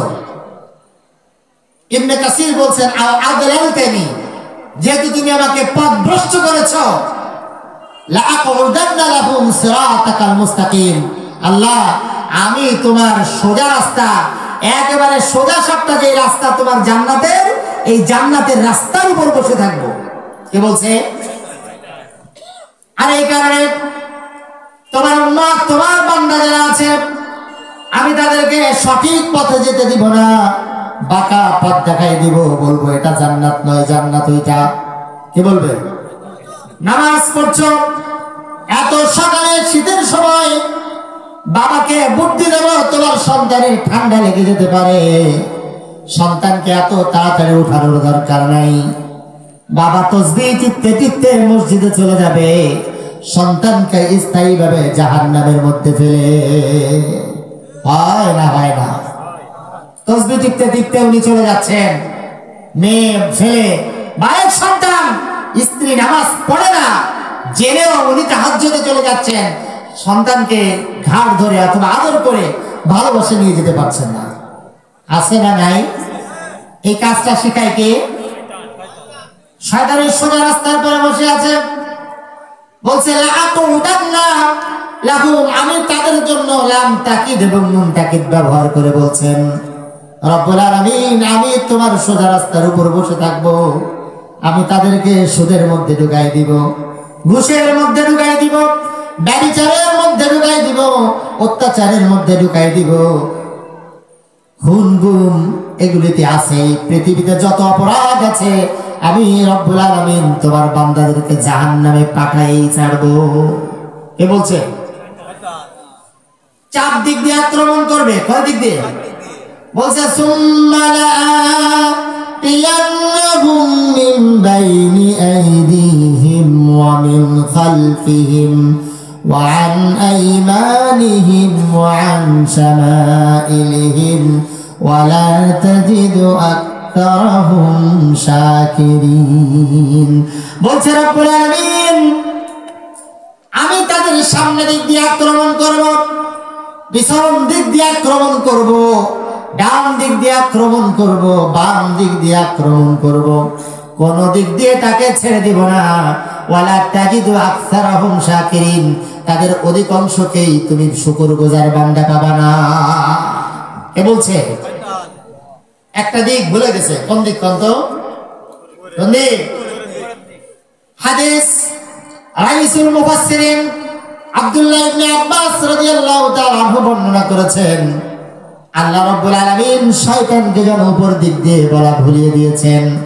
কারণ হচ্ছে একজন মানুষকে যখন ডান দিক দিয়ে, বাম দিক দিয়ে, সামনে দিক দিয়ে, পিছন দিক দিয়ে শয়তান আক্রমণ করবে, আক্রান্ত হয়ে মানুষটা পাপাচারী হয়ে যাবে, গুনাহগার হয়ে যাবে।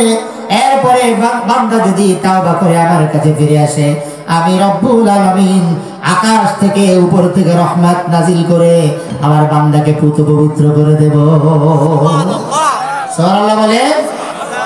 শয়তান বলছে একটাকেও যেতে দিব না। কে বলছে?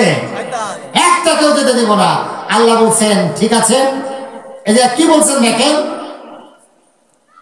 আল্লাহ রাব্বুল আলামিন বলছেন আলা ফখরুজ মিনহা মাদউমান মাহমুদা, বেইজ্জতি আর লাঞ্ছনা নিয়ে এখান থেকে বের হয়ে যা। লামান তাবিআকা মিনহুম, খুবই মর্নিং সূচক কথা থ্রেড দিয়েছেন আল্লাহ পাক। বলছেন লামান তাবিআকা মিনহুম লাআমলা জাহান্নামা মিনাল জিন্নাতি ওয়ান নাসি আজমাইন। নাউযুবিল্লাহ। আল্লাহ রাব্বুল আলামিন বললেন শুধু তোকে না, তোর অনুসরণ যারা করবে আমি রব্বুল আলামিনের অনুসরণ করবে না, আমি আল্লাহ পাক তোকে সুদ্ধা তোর অনুসারীদেরকে জাহান্নামে দিয়ে জাহান্নাম পূর্ণ করে দিব। খুব ভয়ঙ্কর কথা না? কিন্তু আল্লাহ তাআলা এখানে একটা হিকমত আছে। কি আছে? বিশ্বনবীর হাদিস রয়েছে, আল্লাহ পাক অন্য আয়াতে বলেছেন, মান জাআ বিল হাসানাতি ফালাহু আশরু আমসালিহা ওয়া মান জাআ বিস সাইয়্যাতি ফালা ইউজসা ইল্লা মিসলাহা। আল্লাহ পাক বললেন মান জাআ বিল হাসানা। দেখেন বোনাস দিচ্ছেন। কি দিচ্ছেন? এদিকে দেখেন কি দিচ্ছেন আল্লাহ। শয়তান বলছে একেবারে সোজা রাস্তার পরে, লা তুজান্না লাহুম সিরাতাল মুস্তাকিম, সোজা রাস্তার পরে আসন গাড়ি দিয়ে ওত পেতে বসে থাকবো। যখনই পাবো তোমার বান্দা নামাজে মসজিদে যাচ্ছে, যখনই পাবো তোমার বান্দা জিহাদের মধ্যে যাচ্ছে, যখনই দেখবো তোমার বান্দা স্বামী স্ত্রী খুব মিলমিশ আছে, তাদের মধ্যে ঘুম ছড়ানো, ভাই ভাই গন্ডগোল, মুসলমানদের মধ্যে অনৈক্য, বেনামাজি, এই সব কিভাবে করা যায় তার জন্য আমি এই যে ওত পেতে বসে থাকে। দেখেন মানুষ মারার জন্য, হ্যাঁ, শয়তান বলছে আমি ওত পেতে বসে থাকবো, চারদিক দিয়ে আক্রমণ করবো, তাই না? আর আল্লাহ তাআলা কি ঘোষণা দিলেন দেখেন, আল্লাহ পাক বলেন মান জাআ বিল হাসানাতি ফালাহু আশরু আমসালিহা। সুবহানাল্লাহ বলে না বুঝে? আল্লাহ পাক বলছেন আমার বান্দা মান জাআ বিল হাসানাতি, যখন একটা ভালো কাজ করবে, একটা কল্যাণ কাজ করবে, ফালাহু আশরু আমসালিহা, আমি রব্বুল আলামিন তার সেইটা 10টায় পরিণত করে দিব। কয়টা কাজ করেছেন? ভালো কাজ একটা, ভালো কাজ একটা করেছেন, আল্লাহ রাব্বুল আলামিন বললেন একের পরিবর্তে আমি 10 দিয়ে দেব। ওয়া মান জাআ বিস সাইয়্যাতি ফালা ইউজসা ইল্লা মিসলাহা। ও বান্দা তুমি যদি একটা খারাপ কাজ করেই ফেলো, আমি রব্বুল আলামিনের হুকুম হলো ফেরেশতা তোমার একটা খারাপ কাজের গুনাহ একটাই লিখবে। সুবহানাল্লাহ। তা শয়তান লাভ করতে পারবে? বান্দা যদি একটু আগে আসে, আল্লাহ তাআলা তার চেয়ে দ্বিগুণ বান্দার দিকে চলে আসে। আপনি গুনাহ করার মনস্থ করেছেন, আপনি চিন্তা করেছেন আগামীকাল জিনা করবেন, অথবা আগামীকাল সুদের টাকা আনতে যাবেন, অথচ সেই সুদের টাকা আনতে যান নাই, খারাপ কাজ করতে যান নাই, সিনেমা দেখতে যান নাই, গান বাজনা দেখতে যান নাই, এই কারণে যাওয়ার জন্য চেষ্টা করেন নাই। আপনার মধ্যে মনে আসছে না এই কাজটা করা যাবে না, এটা অন্যায়। বিশ্বনবী সাল্লাল্লাহু আলাইহি ওয়াসাল্লাম বলেছেন তুমি যে আল্লাহকে স্মরণ করে ফিরে আসলা, এই কারণেও আল্লাহ রাব্বুল আলামিন তোমার জন্য একটা সওয়াব নিহিত রেখেছে। খারাপ কাজের নিয়ত করেছেন, আপনাকে এই খারাপ কাজের নিয়ত করার কারণে আপনাকে গুনাহ লেখা হচ্ছে না যতক্ষণ পর্যন্ত কাজটা করছেন। আর কাজটা যদি স্বতঃস্ফূর্তভাবে ফিরে আসেন, তাহলে ওই খারাপ কাজের গুনার পরিবর্তে আপনাকে সওয়াব লেখা হয়ে যাচ্ছে। আবার কোনো মানুষ যখন একটা ভালো কাজ করছে, ভালো কাজের নিয়ত করার সাথে একটা সওয়াব হয়ে যায়, ভালো কাজটা যখন হয়ে যায় তখন 10 গুণ সওয়াব আল্লাহ রাব্বুল আলামিন বান্দার আমলনামায় দিয়ে দেয়। এই দেখেন হযরত আলী রাদিয়াল্লাহু আনহু নাম শুনেছেন? কে শোনেন না? আলী রাদিয়াল্লাহু তাআলা আনহু না? কে ছিলেন বলেন তো? আলী রাদিয়াল্লাহু তাআলার পরিচয় কি? রাসূলুল্লাহর সাথে সম্পর্ক কি? আল্লাহ রাসূলের জামাই কি? জামাই। আরো কি? চাচতো ভাই। আবু চাচতো ভাই না? আবু তালেবের ছেলে কে? হযরত আলী রাদিয়াল্লাহু আনহু। অর্থনৈতিক দুর্দশা, টাকা পয়সা নাই, স্ত্রী ফাতেমা রাদিয়াল্লাহু আনহার অসুস্থতা তৈরি হয়ে গেছে, উনি অসুস্থ, জ্বর বা অন্য কোনো অসুস্থ থাকার কারণে বাসায় টাকা পয়সাও নাই, এমন অর্থ সম্পদ নেই যেটা দিয়ে তার জন্য কিছু ফলমূল কিনবে। ফাতেমা রাদিয়াল্লাহু তাআলা আনহা বলছে আমার ফল খেতে মনে চাচ্ছে, কিন্তু বলতে সাহস পাচ্ছে না, তারপরও বলছে, কারণ তিনি অসুস্থ, ফলমূল খাইলে হয়তো একটু ভালো লাগতে পারে। ঠিক না বে ঠিক? ফাতেমা রাদিয়াল্লাহু তাআলা আনহা এই কথা বলার পর বহু পরিশ্রম করে, বহু কষ্ট করে হযরত আলী রাদিয়াল্লাহু তাআলা আনহু বাইরে থেকে একটা ফল নিয়ে বাড়িতে আসতেছিলেন। কার জন্য? ফাতেমার জন্য। ইতিমধ্যে একজন ফকির এসে বলছে, আলী 2-3 দিন যাবত কোনো কিছু খাইতে পারি না, প্রচন্ড ক্ষুধার্ত আমি, আমাকে একটু ফল খেতে দাও। হযরত আলী রাদিয়াল্লাহু তাআলা আনহু চিন্তা করলেন, আমার স্ত্রী বাড়িতে অসুস্থ, কাছে কোনো টাকা নেই, তারপরেও যা ছিল তাই দিয়ে একটা ফল কিনে এনেছি। তারপরেও দেখতেছি এই ফকির 2-3 দিন খায় না, এইটা বেশি গুরুত্বপূর্ণ। হযরত আলী রাদিয়াল্লাহু তাআলা আনহু ফলটাকে দ্বিখণ্ডিত করলেন আর অর্ধেকটা ওই ফকিরকে খেতে দিলেন।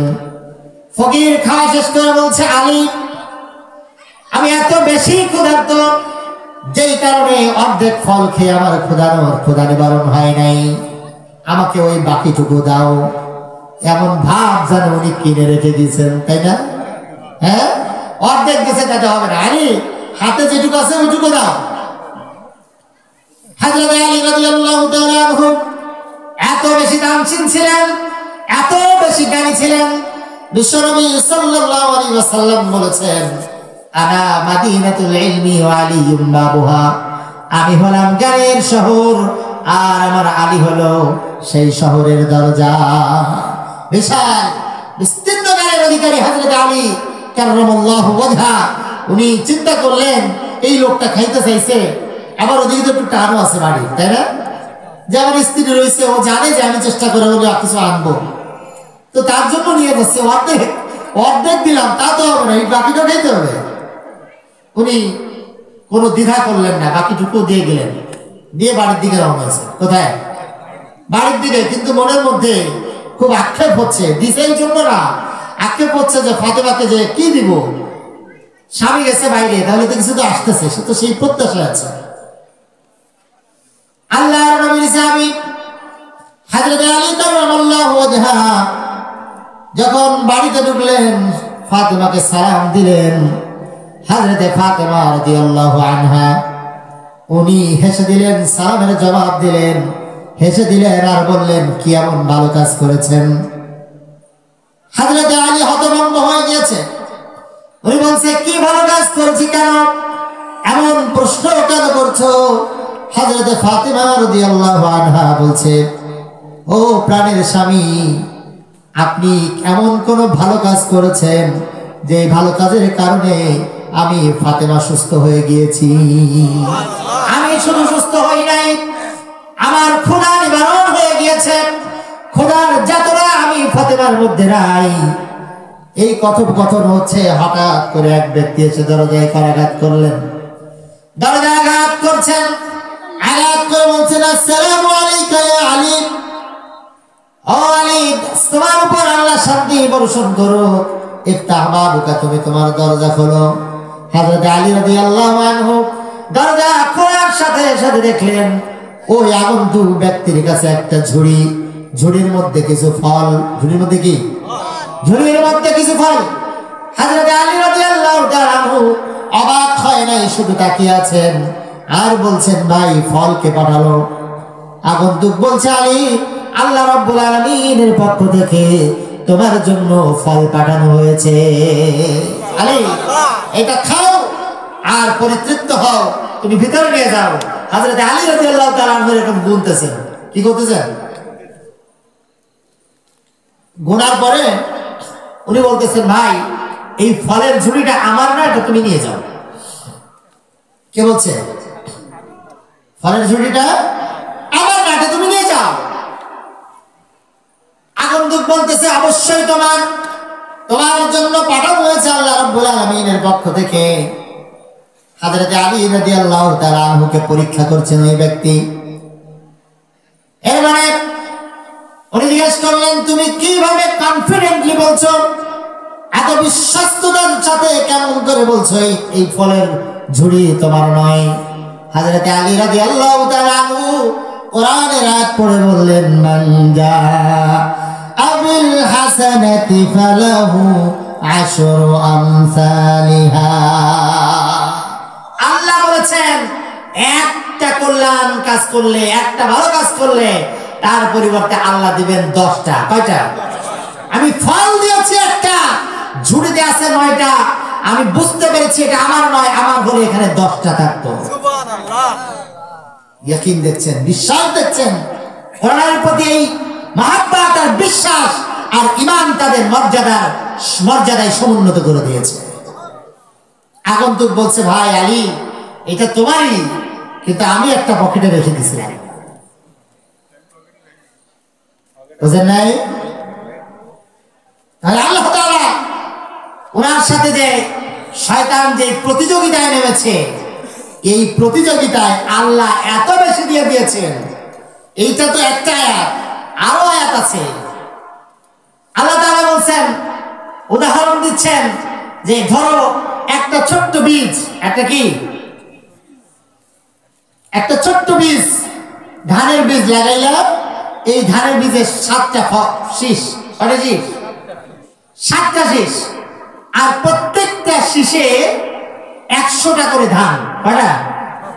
100টা করে, তাহলে কয়টা হয়? 700। কত? আল্লাহ রাব্বুল আলামিন বলছেন, এই 1 টাকা যদি 1 টাকা দান করো অথবা কোনো একটা ভালো কাজ করো, তাহলে একটা ভালো কাজ করার কারণে আল্লাহ রাব্বুল আলামিন তোমাকে 700 সওয়াব দিয়ে দেয়। আল্লাহ পাক বলছেন এর চেয়ে বেশি দেন, যাকে ইচ্ছা এর চেয়ে বেশি দেন। এত বেশি উপঢৌকন আপনাকে দিচ্ছেন, এত সুযোগ দিচ্ছেন, এরপরেও আমরা শয়তানকে জয় করার জন্য কাঁচা দিয়ে লেগে গেছি। কথা বলেন? এরপর আমরা নামাজ পড়ি না, আমরা রোজা রাখি না, নামাজ যা পড়ি, নামাজে কি পড়তে হয় তা জানি না, সময় মতো পড়ি না, 1 ওয়াক্তটা 3 ওয়াক্তে পড়ি। আমার মা বোন যারা আছে তারা মাশাআল্লাহ ধানের সময় জোহরের নামাজ মাগরিবেও পড়ে, পড়ে না? পড়ে না? জোহরের সময় জোহরের নামাজ কোন ওয়াক্তে পড়ে? মাগরিবে একসাথে 3 ওয়াক্ত। মনে হচ্ছে উনি সফরে আছে, মুসাফির হুজুর, তাই না? এই দোষটা শুধু আমার মা এবং বোনের নয়, এটা আপনারও দোষ। এটা কার দোষ? আপনি যদি ওনাকে বলতেন, দেখো আমি এই কাজটা করতেছি, এইটুক সময় আমি তো নামাজ পড়ে আসছি, তুমি অন্তত শাড়ি বা কাপড়টা চেঞ্জ করে ফরজ নামাজটা অন্তত পড়ে এসে তারপরে আবার কাজে লাগো, গোসল না হয় তুমি পরে করো।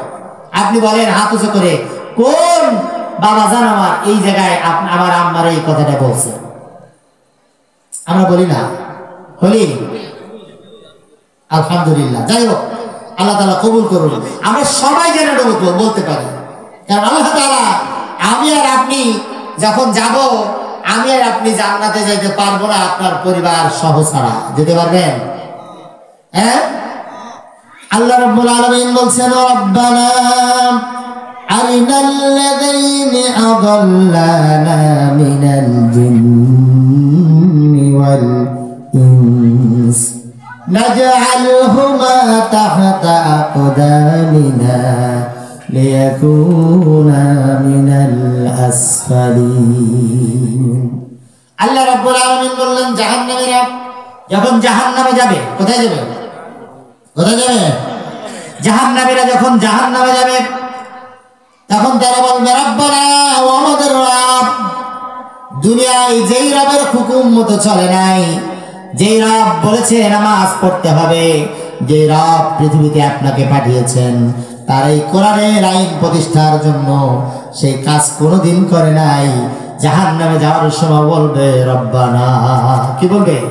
রব্বানা, ও আমাদের রব, আরিনাল্লাযীনা আযাল্লানা মিনাল জিন্নি ওয়াল ইনস, জিন এবং মানুষের মধ্যে থেকে যারা আমাদেরকে পথভ্রষ্ট করেছে তাদেরকে নিয়ে আসো। তাদেরকে কি করো? তাদেরকে নিয়ে আসো।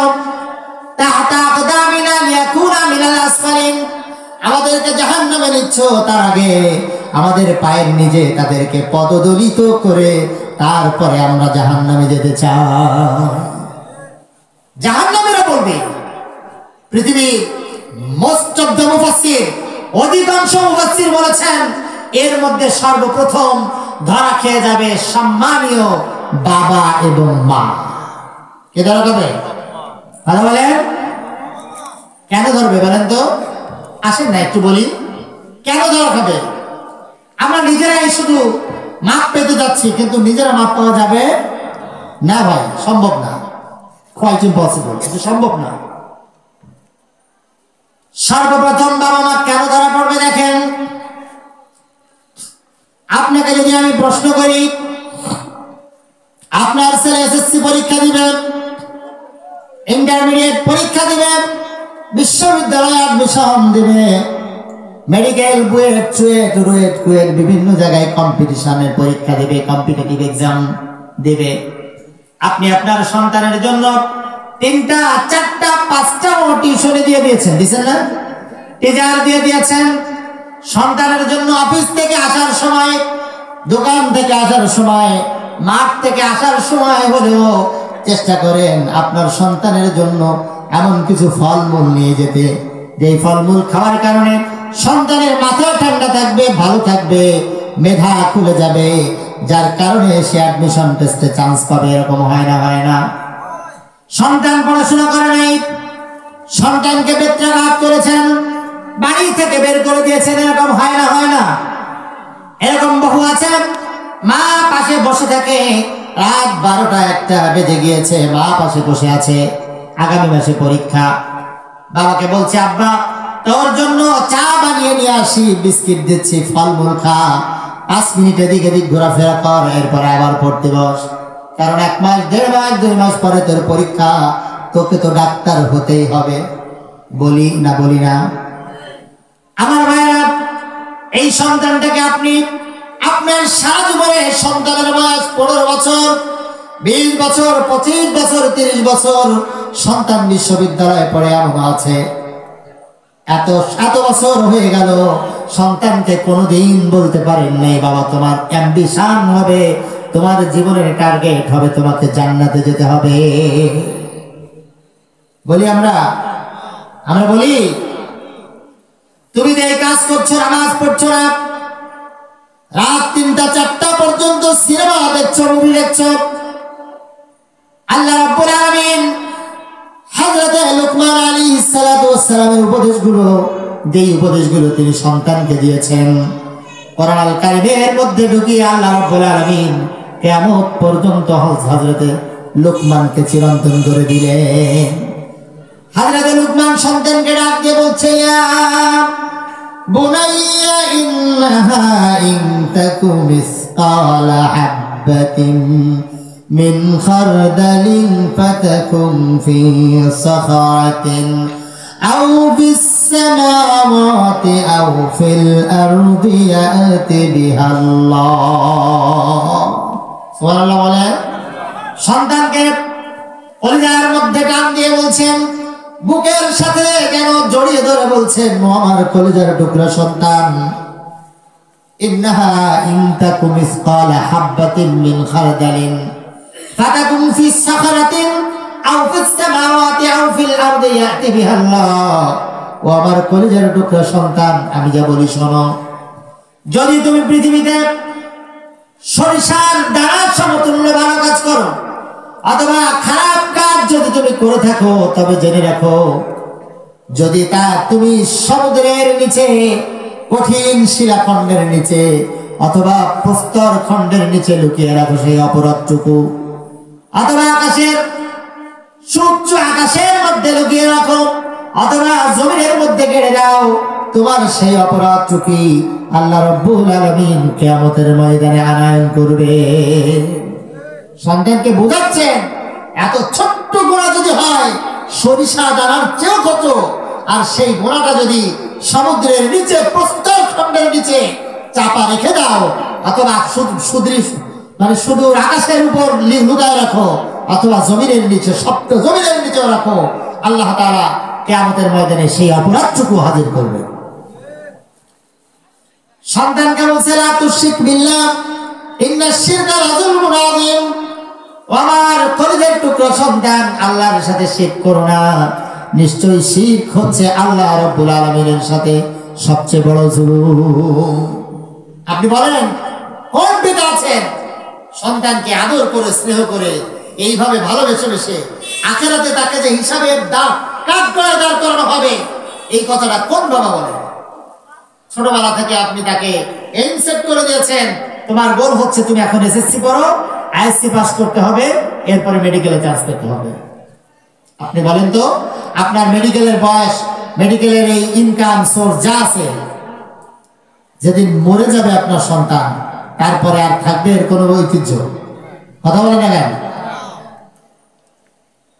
তাহলে আমরা আমাদের সন্তানদেরকে, আমাদের স্ত্রীদেরকে জাহান্নামের দিকে ঢেকে ঠেলে দিয়ে আমরা চাচ্ছি আমরা যেন জান্নাতে যাই। ঠিক না ঠিক? এই সন্তানগুলো বলবে, আল্লাহ আমার বাবা জানতো অনন্ত জীবন, একটা সময় আছে, আমাকে মরতে হবে, এর কোনো সন্দেহ নেই। আছে কি কোনো সন্দেহ করা? মরতে হবে, এই কথায় কারোর সন্দেহ আছে?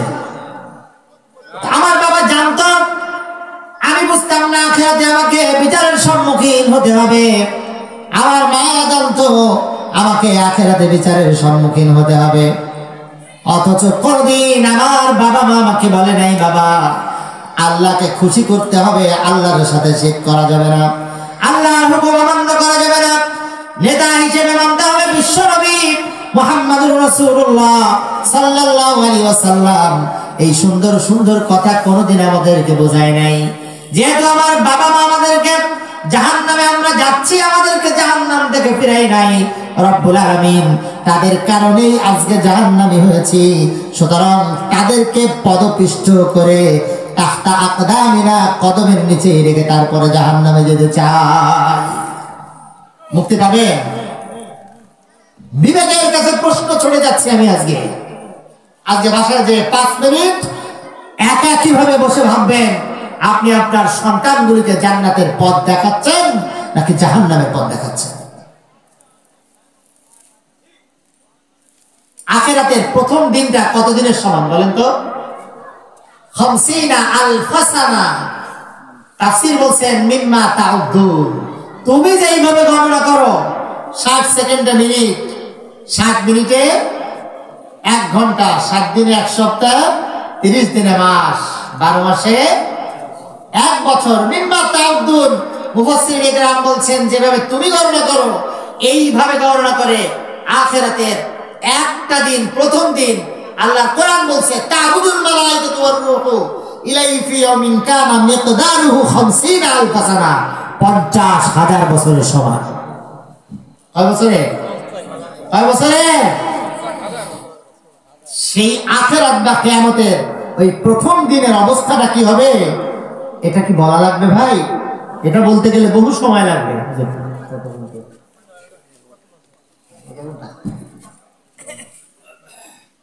তাহলে দেখো,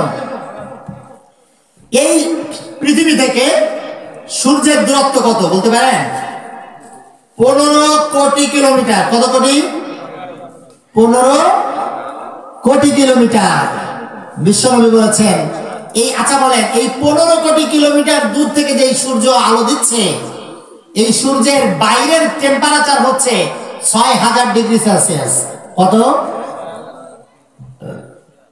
আপনি যদি চিন্তা করেন 15 কোটি কিলোমিটার দূর থেকে যে সূর্য আপনাকে আলো দিয়ে দিচ্ছে, এই আলো আসার কারণে চৈত্র মাসের দিকে লক্ষ্য করেন, চৈত্র মাসে জমিনগুলির উপর সূর্যের আলো পড়ার কারণে যদি পানি না দেওয়া হয় জমিনগুলি ফেটে চৌচির হয়ে যায়, ঠিক না?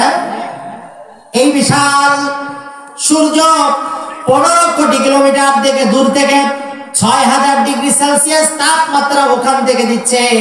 তার কারণে পৃথিবীতে আপনি আমি সহ্য করতে পারি না গরম। কিয়ামতের ময়দান এমন হবে, বিশ্বনবী বলেছেন সূর্যকে মুঠোমাত উপরে নিয়ে আসা হবে। কোথায়? খুব শান্তি লাগবে, খুব শান্তি লাগবে। সেদিন যারা নামাজ পড়ে এই পৃথিবীতে তাদেরকে ডাকা হবে, রব্বুল আলামিন ডাক দিয়ে বলবেন, ও আমার বান্দা আমাকে একটু সাজদা করো তো দেখি। আল্লাহ পাক কোরআন আল কারীমের মধ্যে বলছেন ইয়াউমা ইউকশাফু আন সাকিন ওয়া ইউদআউনা ইলা সুজুদি ফালা ইয়াস্তাতিউন। কিয়ামতের ময়দানে রব্বুল আলামিন বলবেন সাকিউ ওয়া ইউদআউনা ইলা সুজুদ, আমি রব্বুল আলামিনকে সিজদা করো, সিজদা করতে হবে, সিজদায় পড়ে যাও। আল্লাহ পাক বললেন পৃথিবীতে যারা নামাজ পড়ে নাই, আল্লাহকে সিজদা করে নাই, সেদিন তারা সিজদা করতে পারবে না। তারা সক্ষম হবে না আল্লাহ পাককে সিজদা করতে। খাশিআতান আবসারুহুম তারহাকুহুম যিল্লাহ وقد كانوا يدعون إلى السجود وهم سالمون। লজ্জায় ভিতর সন্ত্রস্ত হয়ে যাবে, চোখ নিম্নগামী হয়ে যাবে। আগমিত কিয়ামতের ময়দানে সব মানুষের সামনে বেনামাজি হিসেবে পরিচিত হবে। লজ্জায় আর ভয়ে মাথা এবং চোখ নিচু হয়ে যাবে। কারণ হলো যখন তাদেরকে পৃথিবীতে তারা নিরাপদ ছিল, এই পৃথিবীতে নিরাপদ থাকা অবস্থায় যখন তাদেরকে বলা হতো আসো হাইয়া আলাস সালাত, নামাজের দিকে আসো, যখন ইমাম সাহেব তাকে ডাকতো, হুজুর সাহেব তাকে যখন ডাকতো, তার একজন নামাজি বন্ধু তাকে ডাকতো, তখন সে ঝাড়ি দিত, এরা হুজুরদের কাজ, বুড়ো বলে নামাজ পড়বো। এরকম মানুষ আছে না নাই? কথা বলেন। এখনো সময় হয় নাই, আরো কয়েকদিন পরে নামাজ পড়বো। যুবক শ্রেণীকে যখন ডাক দেওয়া হয় বলে হুজুর অথবা ভাইজান অথবা চাচা যান, কাপড় ভালো নাই, তোমার তো বেটা লজ্জা লাগা উচিত, তুমি মুসলমান বলছো মুসলমান, অথচ তোমার কাপড় ভালো থাকে না। বলে না বলে না? আল্লাহ রাব্বুল আলামিন বলছেন পৃথিবীতে যদি নামাজ পড়তো, যেমন বাংলাদেশ এই জায়গা নামাজ পড়ার জন্য নিরাপদ জায়গা। কি জায়গা? পৃথিবীর সব রাষ্ট্র নিরাপদ নয়, সব রাষ্ট্র নামাজের জন্য নিরাপদ নয়। আপনি দেখেন জেরুজালেমে যান, ফিলিস্তিনে নিরাপদ, নিরাপদ না। এবারে যে মুসলমান, এই কথা বলাটাও নিরাপদ না, এই কথা বলাটাও। আমি দেশের বাইরে অনলাইনে একটু পড়াই, আমার 9 জন স্টুডেন্ট আছে ফ্রান্সে এবং ইতালিতে আছে 2 জন। আজকেও পড়াবো এখান থেকে যাওয়ার পরে, 5 ঘন্টা ডিস্টেন্স তো, এই জন্য রাতে পড়াতে হয় ইনশাআল্লাহ। এরা ওইখানের অবস্থা সম্পর্কে বিভিন্ন সময় প্রশ্ন করি, এটা কি অবস্থা এখন, নামাজ আজান হচ্ছে, আমি শুনতেছি পড়ানোর মধ্যে আজান। আমি বললাম কি আজান কি বাইরে হচ্ছে? তা বললো যে হুজুর না, বাইরে না, এটা হচ্ছে আমাদের বাংলাদেশের চ্যানেল সাপোর্ট করতেছে, এই জন্য টেলিভিশনে আজান হচ্ছে। আমি যেহেতু অনলাইনে শুনতেছি আজান হচ্ছে, তার মানে এই জায়গাগুলো ফ্রান্সে ওপেন আজান দেওয়া অ্যাপ্রুভাল নেই। বুঝেন নাই? নামাজ পড়তে হচ্ছে নির্দিষ্ট জায়গায়, সব জায়গায় নামাজ পড়তে হচ্ছে না। অথচ আপনি এমন দেশে বসবাস করেন যেই জায়গায় রাস্তার পরে নামাজ পড়লেও আপনাকে কেউ বাধা দেয় না, দেয়। আল্লাহ রাব্বুল আলামিন বললেন যখন তুমি নিরাপদ ছিলে, কি ছিলে? যখন তুমি নিরাপদ ছিলে তখন তোমাদেরকে নামাজের জন্য ডাকা হয়েছে, তুমি বলছো আজকে নামাজ পড়ার সময় নাই বা বিভিন্ন অজুহাত দেখাচ্ছ। আল্লাহ তাআলা বললেন দুনিয়ায় নিরাপদ থাকা অবস্থায় তোমাকে নামাজের জন্য ডাকা হয়েছে, তুমি নামাজ পড়ো নাই, এই জন্যই কিয়ামতের ময়দানে আজকে তুমি নামাজ পড়তে সক্ষম নও। আল্লাহকে সিজদা করা যাবে না, সিজদা করা যাবে না। এই সমাজের মধ্যে একজন মানুষ, এই জায়গায় আপনিও তাহলে চেনেন, ওই লোকটা বেনামাজি, নামাজ জীবনেও পড়ে না। তারপরে এই মাত্র মুসলিমের কিছু মানুষ, এর মধ্যেও যদি ওনারা দাঁড় করে দেয়া হয় আর যদি সবাই বলা হয় এই লোকটা বেনামাজি, ওই লোকটার অবস্থাটা কি হবে বলেন তো ভাই? মাথা কি হবে? এই জন্য রব্বুল আলামিন বললেন খাশিআতান আবসারুহুম তারহাকুহুম যিল্লাহ। কিয়ামতের ময়দানে ওই মানুষগুলি লজ্জায় ভীত সন্ত্রস্ত হয়ে মাথা নিচু হয়ে যাবে। একদম প্র্যাকটিক্যাল, দুনিয়ার সাথে এত বেশি প্র্যাকটিক্যাল। যদি কিয়ামতের আলোচনা আজকে হতো তাহলে বুঝতেন। তাহলে আমাদেরকে এখনো সময় আছে। আপনি যদি বলেন আগামীকাল কি করব, আপনি রাত থেকে সকালবেলা আপনি বাঁচবেন কিনা তার কোনো নিশ্চয়তা। এই জন্য আপনাকে বুঝতে হবে যে রব্বুল আলামিন আপনাকে নিয়ন্ত্রণ করেন। নিয়ন্ত্রণ করেন কে? কে? খাওয়ায় কে? বাঁচায় কে? সুস্থ রাখে কে? এটা আমাদের বিশ্বাস। আমাদের কি? আমাদের বিশ্বাস, আমাদের ঈমান। কিন্তু আপনি যদি বিশ্বাস নাও করেন, আপনি যদি সায়েন্স এন্ড টেকনোলজির দিকে যান, তারপরেও আপনি দেখবেন এটাই সত্য। খাওয়ায় কে? আল্লাহ রাব্বুল আলামিন বললেন, আল্লাযী জাআলা লাকুমুল আরদা ফিরাশান ওয়াস সামাআ বিনাআ। বান্দা, তুমি যেন ভালো থাকো, তোমার জন্য রব্বুল আলামিন বিশাল বিস্তীর্ণ আকাশ ছাদ হিসেবে তৈরি করে দিয়েছেন, আর জমিনকে তোমার চলাচলের বন্দোবস্ত করে দিয়েছেন, বিছানা বানিয়ে দিয়েছেন। বলেন সুবহানাল্লাহ। আর দেখেন, ওয়ানজালা মিনাস সামাই মাআন ফাআখরাজা বিহি মিনাস সামারাতি রিজকান লাকুম। আল্লাহ পাক স্মরণ করে দিচ্ছেন যে তিনি আকাশ থেকে পানি বর্ষণ করেন, আর এই পানির মাধ্যমে মৃত জমিনগুলো জীবিত হয়ে যায়, উর্বরতা ফিরে পায়। এই উর্বরতার কারণেই আমি রব্বুল আলামিন তোমাদের জন্য জমিনের মধ্য দিয়ে তোমাদের খাদ্যের বন্দোবস্ত করে দেয়। কে দেয়? কে দেয়? আল্লাহ। আমি বিভিন্ন জায়গায় বলি, আপনি যদি উপরের পানির কথা বলেন, রব্বুল আলামিন পানি বন্ধ করে দাও, পানি তোমার পানি দরকার নাই, আমরা প্রযুক্তি ব্যবহার করে পানি উঠাবো। আল্লাহ পাক বললেন, কুল আরাআইতুম ইন আসবাহা মাউকুম গাওরান ফামান ইয়াতিকুম বিমাইন মাইন। বলেন সুবহানাল্লাহ। বলো দেখি সবে, শুকাইয়া যদি যায় এই জমিনের পানি, তবে গভে থাই তটনির ধারা, কে দিবে তোমার আনি? সুবহানাল্লাহ বলেন। আল্লাহ পাক বলছেন, তুমি পানির জন্য তোমার প্রযুক্তি অ্যাপ্লাই করলে, তোমার সায়েন্স আর টেকনোলজি যা আছে সবকিছু অ্যাপ্লাই করেছো পানির স্তর উঁচু উঠানোর জন্য। আমি রব্বুল আলামিন যদি পানির স্তর নামিয়ে দেই, ফামাইয়াতিকুম বিমাইন মাইন, পৃথিবীতে এমন কে আছে পানির স্তরকে উঁচু উঠাতে পারে? আছে? কেউ নাই। এই জন্য রব্বুল আলামিন বলছেন, ফালইয়াবুদু রাব্ব হাযাল বাইতিল্লাযী আত'আমাহুম মিন জু' ওয়া আমানাহুম মিন খাউফ। বলেন সুবহানাল্লাহ। আল্লাহ পাক বলছেন, ফালইয়াবুদু, গোলামি করো, দাসত্ব করো, আনুগত্য করো ওই আল্লাহ রাব্বুল আলামিনের, ওই রবের, এই ঘরের রবের। কোন ঘরের বলেন তো? আল্লাহর ঘরের, কাবা।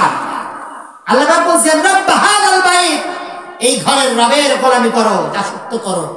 কারণ আল্লাযী আত'আমাহুম মিন জু', তুমি যখন ক্ষুধার্ত হও তখন এই ঘরের রবই তোমাদেরকে খাদ্যের বন্দোবস্ত করে দেয়।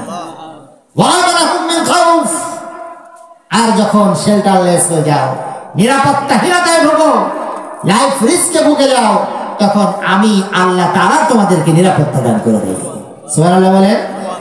আমার দেখা আজ থেকে প্রায় 7-8 বছর আগে, বা আরো এরকম 7-8 বছর আগে আমি ঢাকা থেকে আসতেছিলাম, তখন এই লাইন না, আলিচা দিয়ে আসার সময় ফেরি পারাপার, ফেরি যখন প্রায় মাঝখানে বা কিছু দূর যাওয়ার পর প্রচন্ড ঝড়, সেই ঝড়ে ফেরির অবস্থা এমন, লঞ্চ তো নাই, ফেরির অবস্থা এমন যে ফেরির একটা গাড়ির কর্নারে যে গাড়িটা, ফেরির সাথে বাড়ি খেয়ে যাচ্ছে, এরকম হয়ে যাচ্ছে।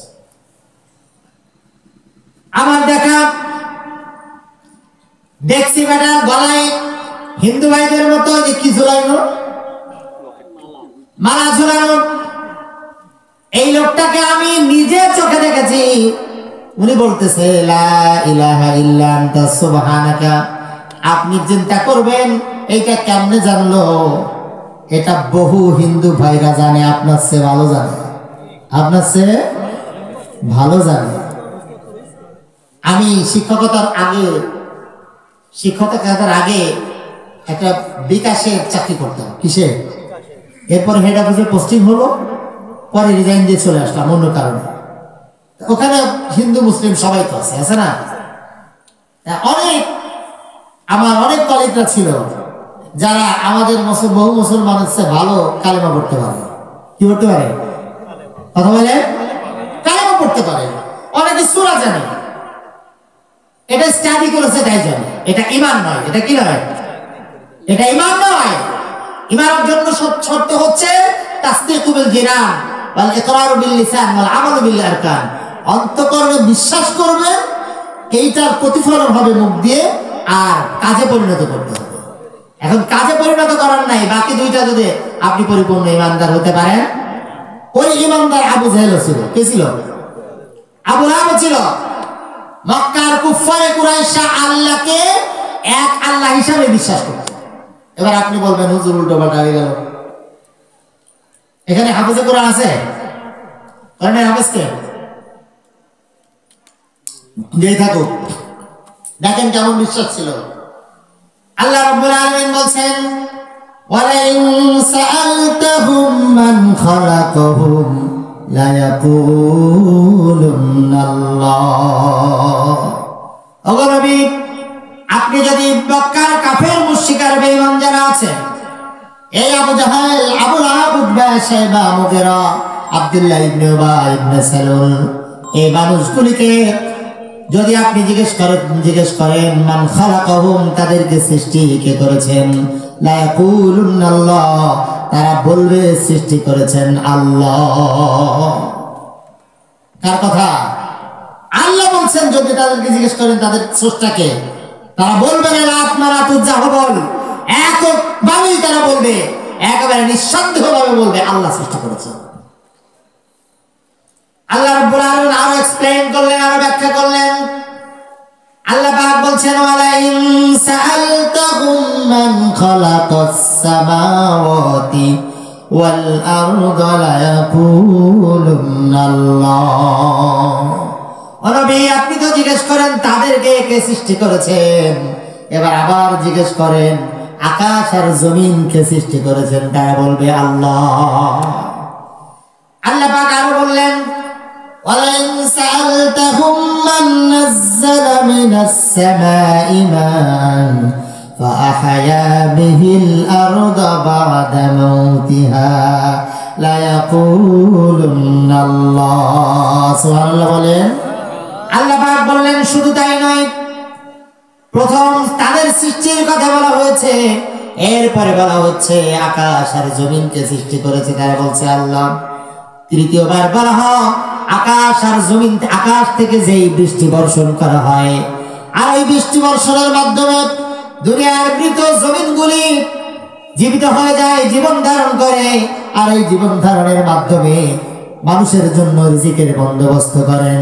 এই কাজটা কে করে? তারা বলবে লা ইয়াকুলুন্নাল্লাহ, তারা বলবে কাজ করে আল্লাহ। তাহলে রিজিক দাতা হিসাবে, স্রষ্টা হিসাবে, পালনকর্তা হিসাবে আল্লাহকে তারা বিশ্বাস করত। সমস্যা ছিল একটা জায়গায়, সেটা হচ্ছে ঈমান বিল উলুহিয়াত। কিসে? আল্লাহকে ইলাহ হিসেবে মানত। কথা বলেন, মানত না। আল্লাহকে যদি তারা ইলাহ হিসেবে মানে, তাহলে প্রস্টিটিউশনের ব্যবসা করা যাবে না। আল্লাহকে যদি ইলাহ হিসেবে মানে, কোরআন বলছে মদ, জুয়া, ফেন্সিডিল হারাম, এর ব্যবসা করা যাবে না। আল্লাহকে যদি ইলাহ হিসেবে মানে, হোক খুন, গুম, হত্যা, রাহাজানি আর ব্যভিচার করা যাবে না। আল্লাহকে যদি ইলাহ হিসেবে মানে, নিজের ইচ্ছা তথা প্রবৃত্তি অনুসরণ করে পৃথিবীতে চলা যাবে না। আল্লাহকে ইলাহ হিসেবে মানলে বিচার ব্যবস্থা কোরআন ছাড়া আর কিছু দিয়ে করা যাবে না। বুঝেন নাই? আল্লাহকে রব হিসেবে মেনেছিল, কিন্তু যখন বলা হয়েছে আল্লাহ হচ্ছে ইলাহ, প্রত্যেকটা নবী তার জাতিকে ডেকে বলেছিল, ইয়া কওমি ইবুদুল্লাহ মা লাকুম মিন ইলাহিন গায়রু, ও আমার জাতি, এক আল্লাহর ইবাদত করো, তিনি ছাড়া তোমাদের আর কোন ইলাহ নাই। ইলাহের জায়গায় সমস্যা। ইলাহ তিনি যিনি রব যিনি তিনি ইলাহ, রব যিনি, কারণ সৃষ্টি যে করেছেন বিধান সেই দিবেন, সৃষ্টি যে করেছেন বিধান সেই দিবেন। স্রষ্টা হিসাবে মানি আমরা, এখানে সবাই মানি আল্লাহকে রব হিসাবে।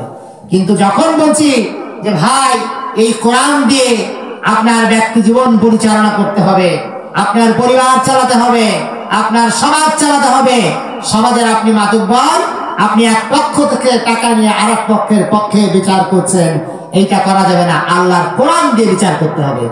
আবার রাষ্ট্র ব্যবস্থায় কোরআন দরকার, তখন বলছেন হুজুর আপনি রাজনীতি করছেন। কথা বলেন না? বিশ্বনবী সাল্লাল্লাহু আলাইহি ওয়াসাল্লাম দেখেন হাদিস, আল্লাহ রাসূল সাল্লাল্লাহু আলাইহি ওয়াসাল্লামকে নাযিল হয়ে গেল, আল্লাহ রাসূলের কাছে আয়াত নাযিল হয়ে গেল। আল্লাহ রাব্বুল আলামিন বললেন ওয়া আনজির আশীরাতাকাল আকরাবিন। নবী আপনি আপনার নিকট আত্মীয় স্বজন যারা আছে তাদেরকে আখিরাতের জাহান্নামের জন্য সতর্ক করুন। আল্লাহর নবী এই আয়াত নাযিল হওয়ার পরে প্রেক্ষাপটে দুইটা হাদিস পাওয়া যায়। একটা হাদিস বিশ্বনবী সাল্লাল্লাহু আলাইহি ওয়াসাল্লাম সাফা পাহাড়ের উপর উঠলেন, সাইয়েদুন নবী সাল্লাল্লাহু আলাইহি ওয়াসাল্লাম আলা সাফা, বিশ্বনবী সাফা পাহাড়ের উপর উঠলেন আর ডাক দিলেন ইয়া সাবাহ। আরবের নিয়ম ছিল কোন নতুন সংবাদ যদি পরিবেশন করার প্রয়োজন হতো উঁচু কোন জায়গায় ইয়া সাবা বলতো, অথবা অন্য হাদিসে আছে ইয়া আব্দু মানাফ ইয়া বনি কুরাইশ ইয়া বনি ফির, একবারে প্রত্যেকটা বংশের নাম ধরে বিশ্বনবী সাল্লাল্লাহু আলাইহি ওয়াসাল্লাম ডাক দিলেন। এই কথা শুনে আরবের মানুষগুলি সাফা পাহাড়ের পাশে পাদদেশে একত্রিত হয়ে গেল। যারা আসতে পারে নাই, হাদিস বলছে যারা আসতে পারে নাই তারা তাদের নিজের পক্ষ থেকে লোক পাঠিয়ে দিয়েছে আর বলছে দেখো তো মুহাম্মদ ইবনে আব্দুল্লাহ কি বলে, এত ভালো মানুষ, সত্যবাদী মানুষ কি বলে, হয়তো কোনো বিপদে পড়েছে।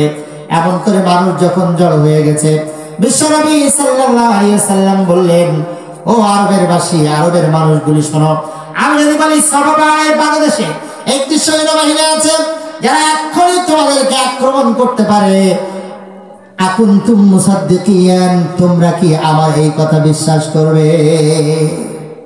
কি বললে? আমি যদি বলি একদল সৈন্যবাহিনী আছে যারা তোমাকে কি করবে? আক্রমণ করবে, আকুনতুম মুসাদ্দিকিয়ান, আমি যে সত্য বলেছি আমাকে কি সত্যায়ন করবে? এক বাক্যে আরবের মানুষগুলি বলেছিল মা জাররাবনা আলাইকা ইল্লা সিদকান, ও মুহাম্মদ ইবনে আব্দুল্লাহ তোমাকে তো সত্যবাদী ছাড়া পাই নাই।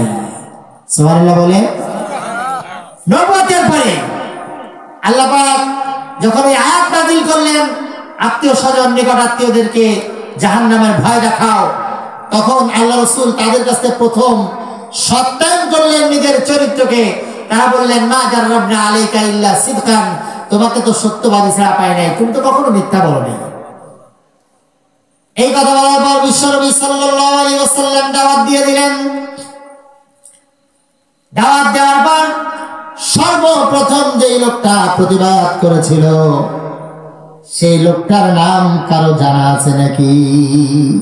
নাম কি বলতো? আবু লাহাব। নাম কি? কি বলে? আবু লাহাবের সাথে রাসূলুল্লাহ সম্পর্ক কি ছিল বলেন? আবু লাহাব প্রথমত চাচা, প্রথমত কি? চাচা। দ্বিতীয় পরিচয় হচ্ছে ডাবল বিয়ে, ডাবল। নবুয়ত আসার পূর্বে আবু লাহাবের দুই ছেলের সাথে বিশ্বনবীর দুই মেয়ের বিয়ে হয়েছিল। তাহলে কি বিয়ে? ডাবল বিয়ে না? নবুয়তের দাওয়াত দেওয়ার পরে আরেকটা সম্পর্ক আছে আবু লাহাবের সাথে। এই রাসূলুল্লাহ সাল্লাল্লাহু আলাইহি ওয়াসাল্লামের আরেকটা পরিচয় হচ্ছে আবু লাহাব হচ্ছে ওনার ফুফু শ্বশুর। কি ফুফু? ফুফু কি হয় এটা? ফুফা শ্বশুর।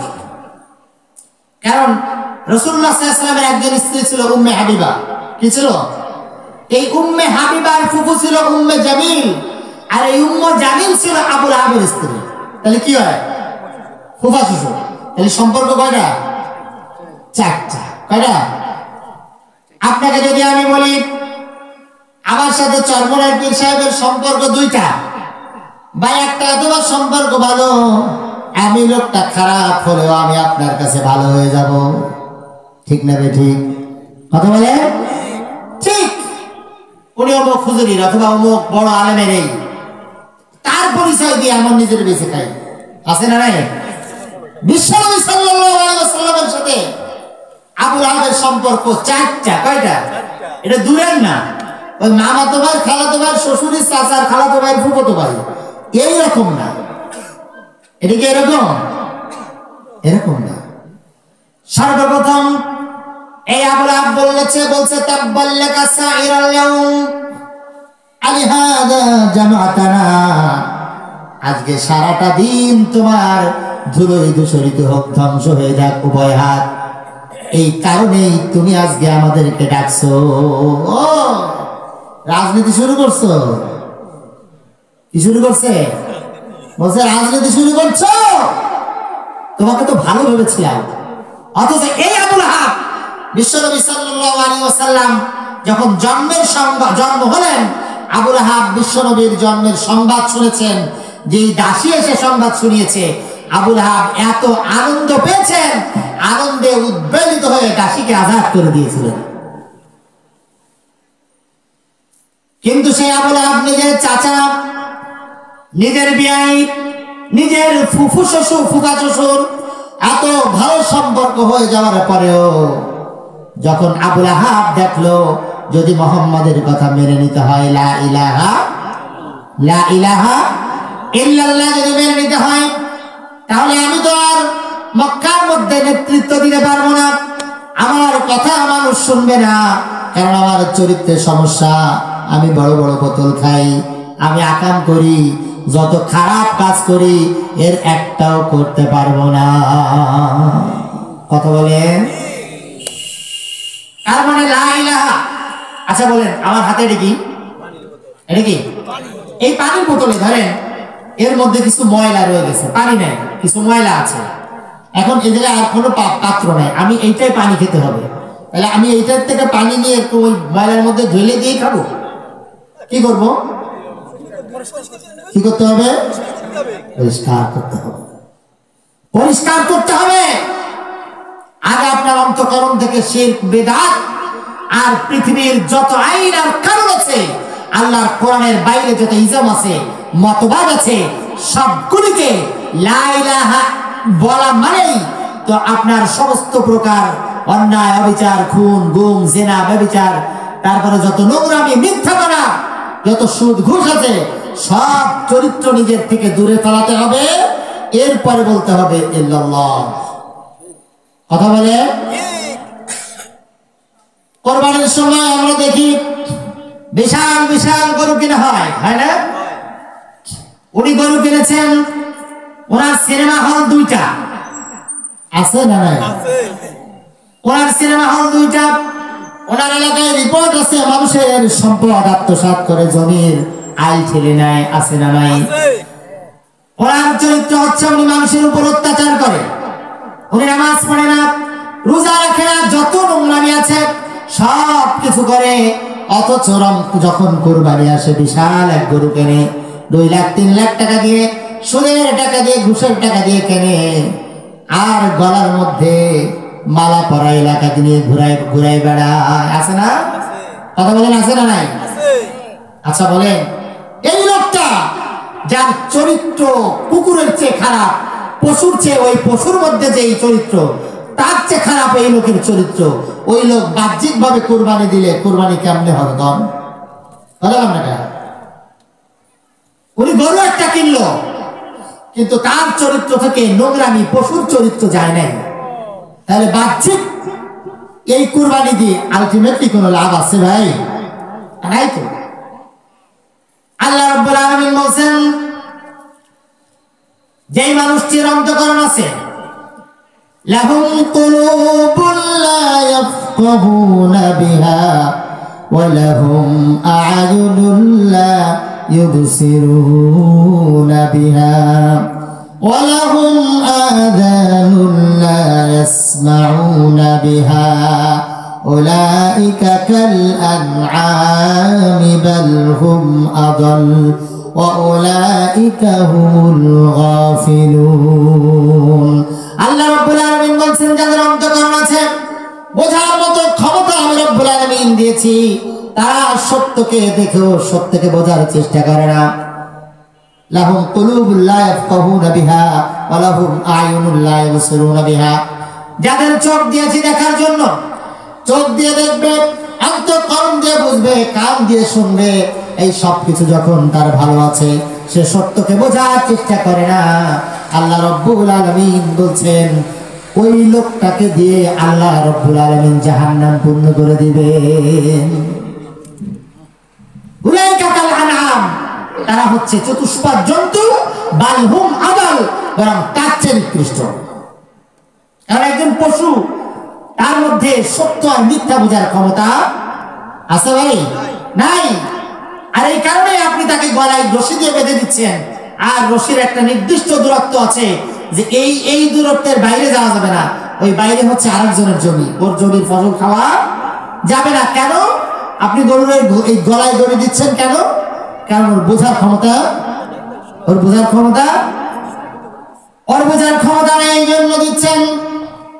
অথচ আপনাকে আল্লাহ রাব্বুল আলামিন আশরাফুল মাখলুকাত হিসাবে তৈরি করে দিয়েছেন, সৃষ্টির শ্রেষ্ঠ একটি জীব হিসাবে আপনাকে তৈরি করেছেন।